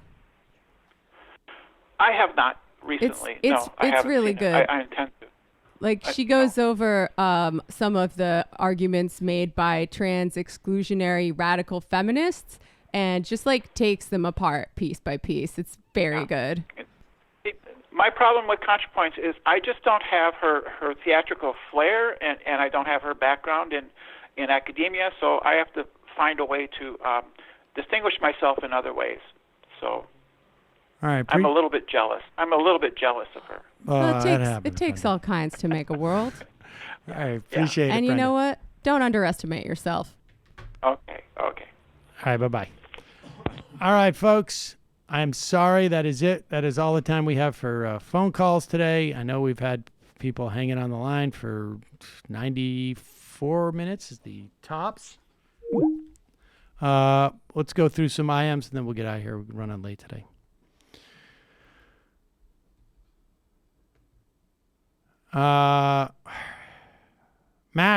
Matt Sexpo Cap. Matt's Expo's cap. Oh, Max. Oh, okay. All right. Matt's Expo Cap. All right. Matt's Big fan Expo of the Cap. show. Trump will be in Southern California on Friday in my hometown of Calexico, California.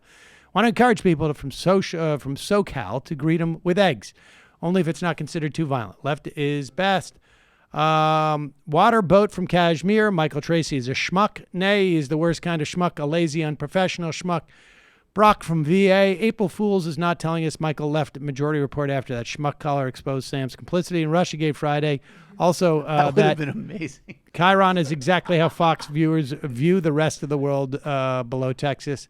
Vespa, what's up with the debate with Destiny? Are you guys going to join him? Have we gotten an email yet? Oh, okay. I don't know if I fully understand it, but we'll eventually get there. Red Bull enthusiast Sam, I'd like to ask Jamie what it was like working with Ben Stiller and if she thinks he'll be a mystery man too. Oh, man. Hey, Square. That is in reference to a tweet from a hater calling me a dime store Janine Garofalo, I believe. And you know what? I'll take it. A Square, Sam, thought you would do a Russiagate Jimmy Dore April Fool show today. Love the Dixon Judy Gold combo Friday. MR always gives me life. Mike, good interview with Taibbi, but it led me to his interview with Reason Guy with the black leather jacket. That's the free market Fonzie. Arg. Well, it's my first apology for anything on my show, then. I'm sorry for that algorithm. The Fonzie guy is still around? Jesus. Let's see. Sam, before you interview Taibbi, would be a good listen. Certainly appreciate some of Taibbi's points, but it was also so perplexed at his explanation of what was clear female objectification in his past writing. It's almost to the end of the interview. It's a huge disappointment. Steve Seder.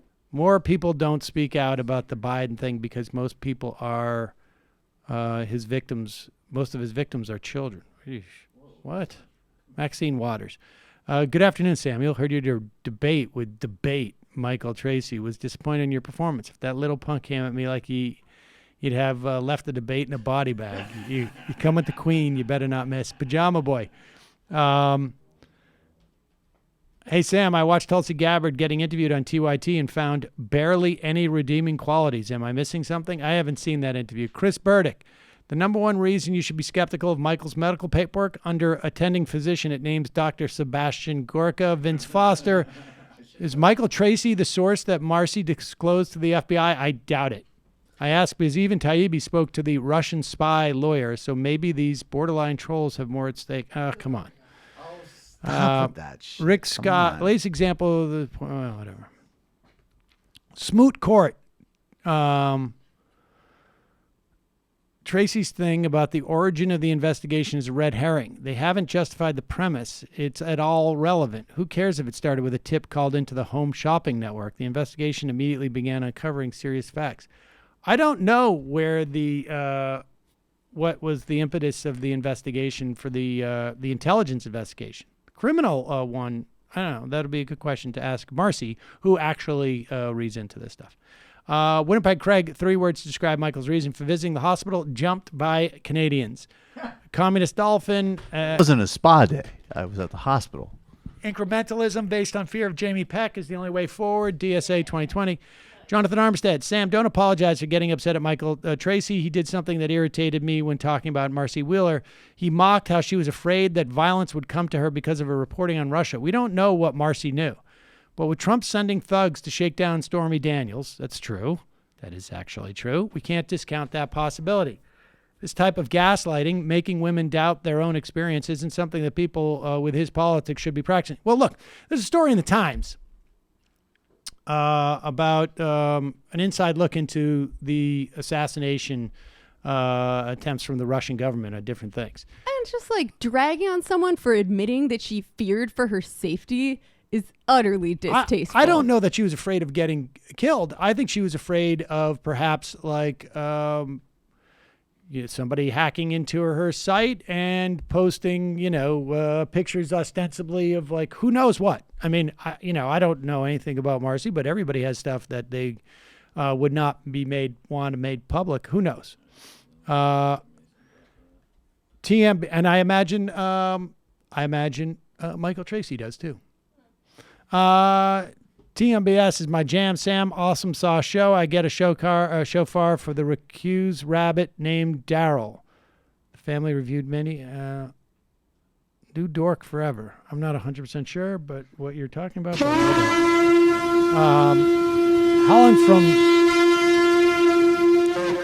Helen from Troy, Tyranny. I have to agree with Michael Tracey here. Sam points out the Marcy Wheeler interviews amounted to just 3 episodes out of the 600 since the Mueller investigation kicked off. But that 0.5% represented a giant, mammoth, overwhelmingly staggering, mind-boggling tidal wave of distraction from MR's core program of devoting the entirety of every episode to apathetically steamrolling Brandon Straka.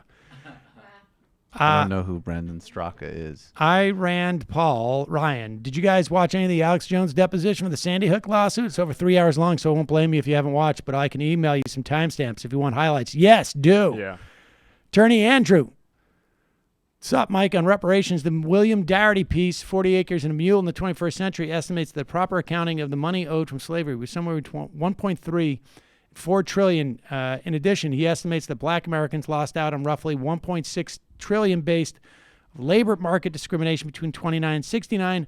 All these dollar amounts from 2008 would likely be higher now. The estimates do not account for land and housing policy during the Jim Crow era, which I would guess is higher than 1.6 trillion due to labor discrimination. So for a full accounting of reparations, there'd need to be close to a $5 to $10 trillion payout. Now, I think this gives us a better way of framing the question of reparations to Dem candidates. Not just do you favor reparations, but how do you favor transferring or paying out at least $5 trillion to black Americans?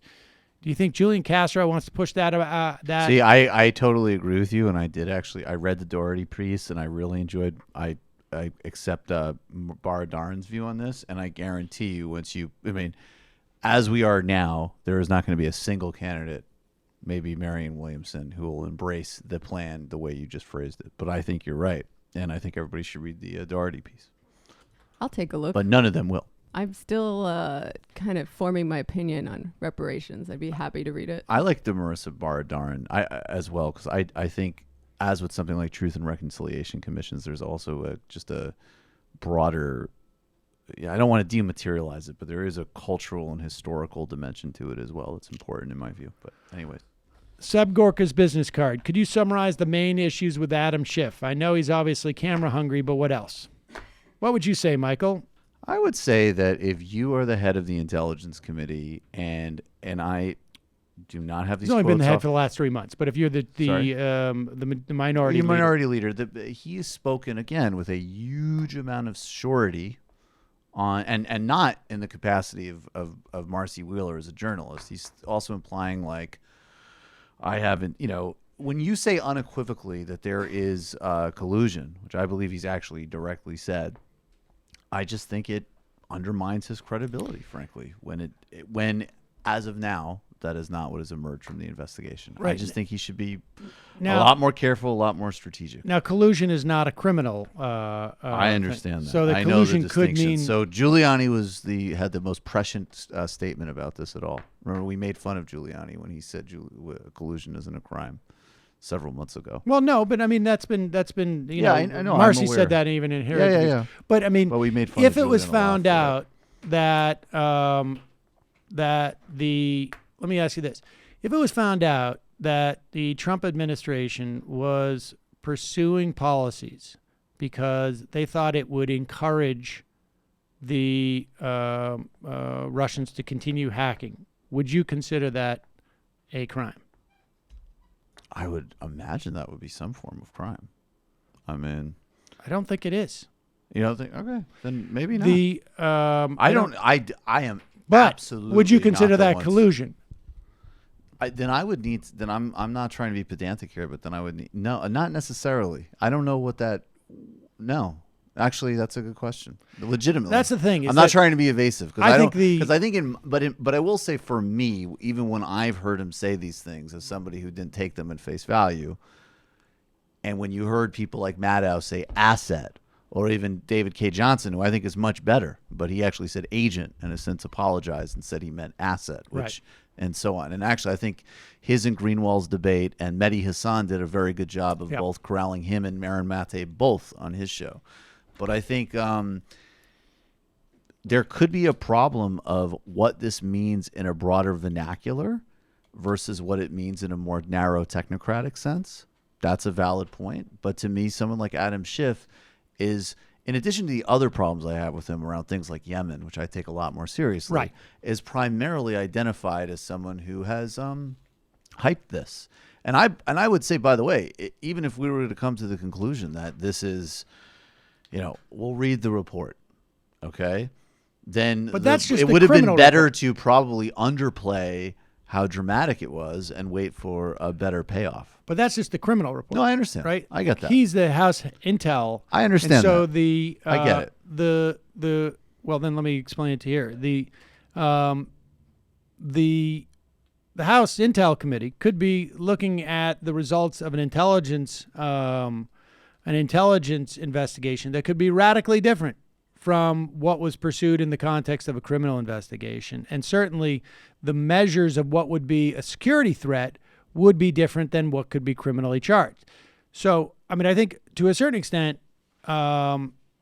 what he did, I think, is maybe just simply overplay things in a way that he could not deliver, even in the context of even if what he was saying was actually true. But and by the way, I would say too that I want a guy who's head of the Intelligence Committee who's also a lot more skeptical of the intelligence process as well. Because whatever happens with the Steele dossier, I'm not making a comment one way or another on it.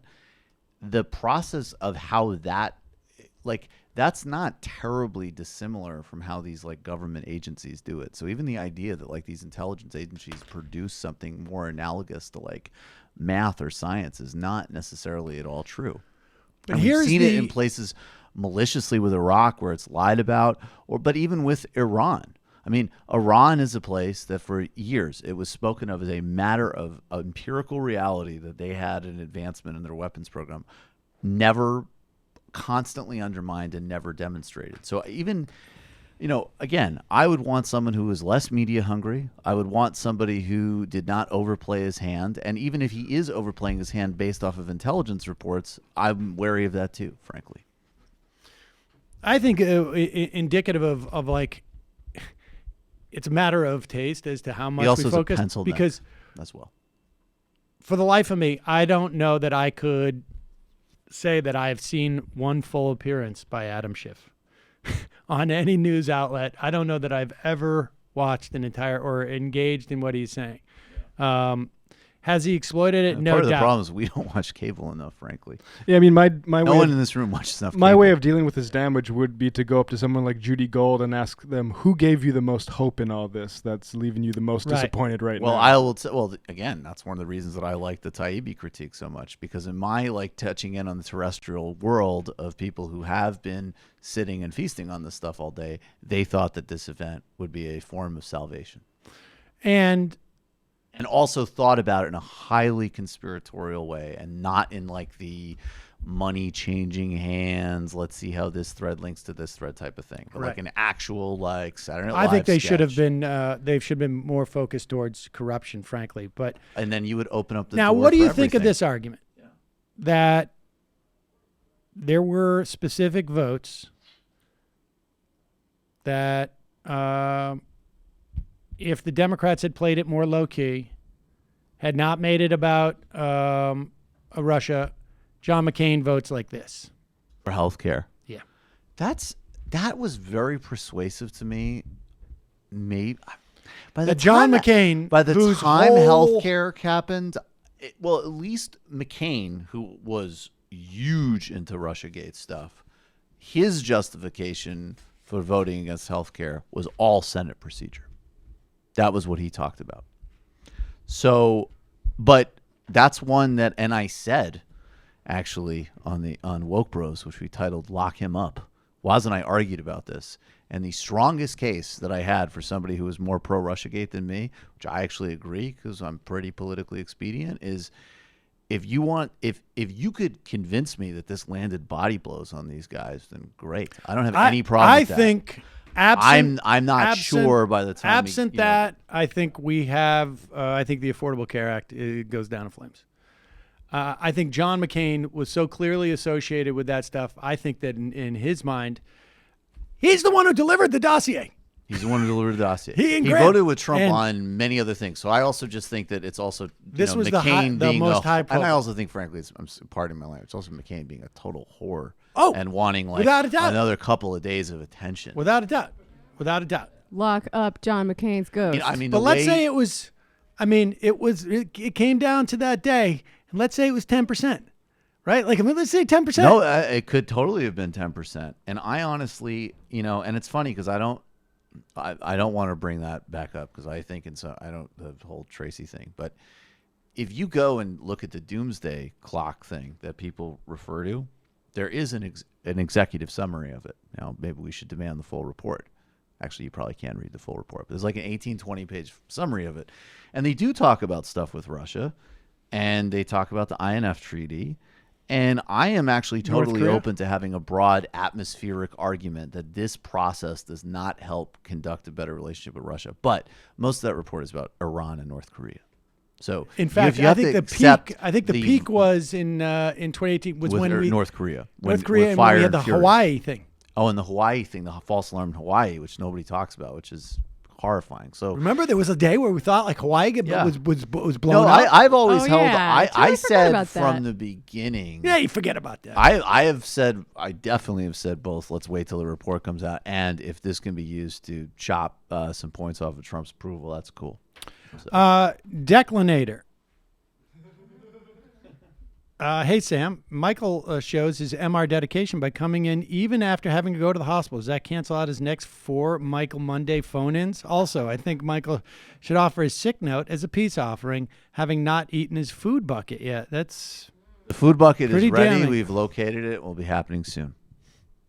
Don't piss down my back and tell me it's raining. Joe Link. I agree. Too much speculation on Mueller coverage need to address other issues, but I spent 20 years as an investigator for attorneys. Ari Melber and Maddow were most meticulous in research with experts in law, government policy, explaining legal filings. Melber also had Trump supporters on. We don't know the results yet. Wait for facts and don't underestimate the findings. It wasn't wrapped up, tied with a bow. The right loves that progressives and other left are upset about that. H.A. Hoodman. How should we go about determining the minimum wage when different places have different price indexes? $15 an hour in San Francisco is nothing versus $15 an hour in Youngstown, Ohio. So make it $30 an hour. I think $15 minimum wage should be baseline. Yeah. And then you can adjust upwards in a place like San Francisco and New York, frankly. Gregory from Oklahoma, y'all really need to start paying listeners who defend y'all on Twitter. I defended Sam and Jamie on Twitter this weekend, and my mentions were destroyed. Sorry about that. Forbin. Thank you for your service. It would be cool if you had Glenn Greenwald on to debate the Russia probe, not that jabroni, all we had to suffer from on Friday. We're working on the scheduling right now. 2 more. Okajik. Hi, Sam. Remember there was a group of CIA analysts who were speaking about saying there were no weapons of mass destruction.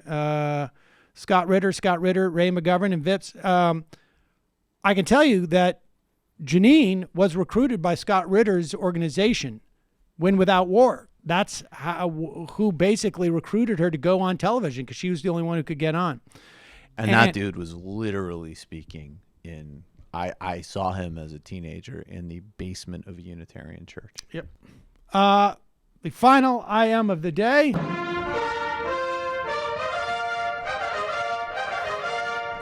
Congressional baseball fan. In the spirit of burying the hatchet, I'd like to extend an offer to Michael Tracey. Let's go play catch at the park. I promise to take it easy on you. All right, folks. See you tomorrow.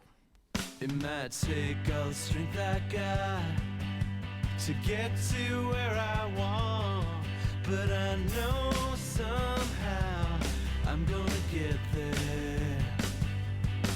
I wasn't looking when I just got caught between the truth and the light bar, but finding out won't make me feel any better.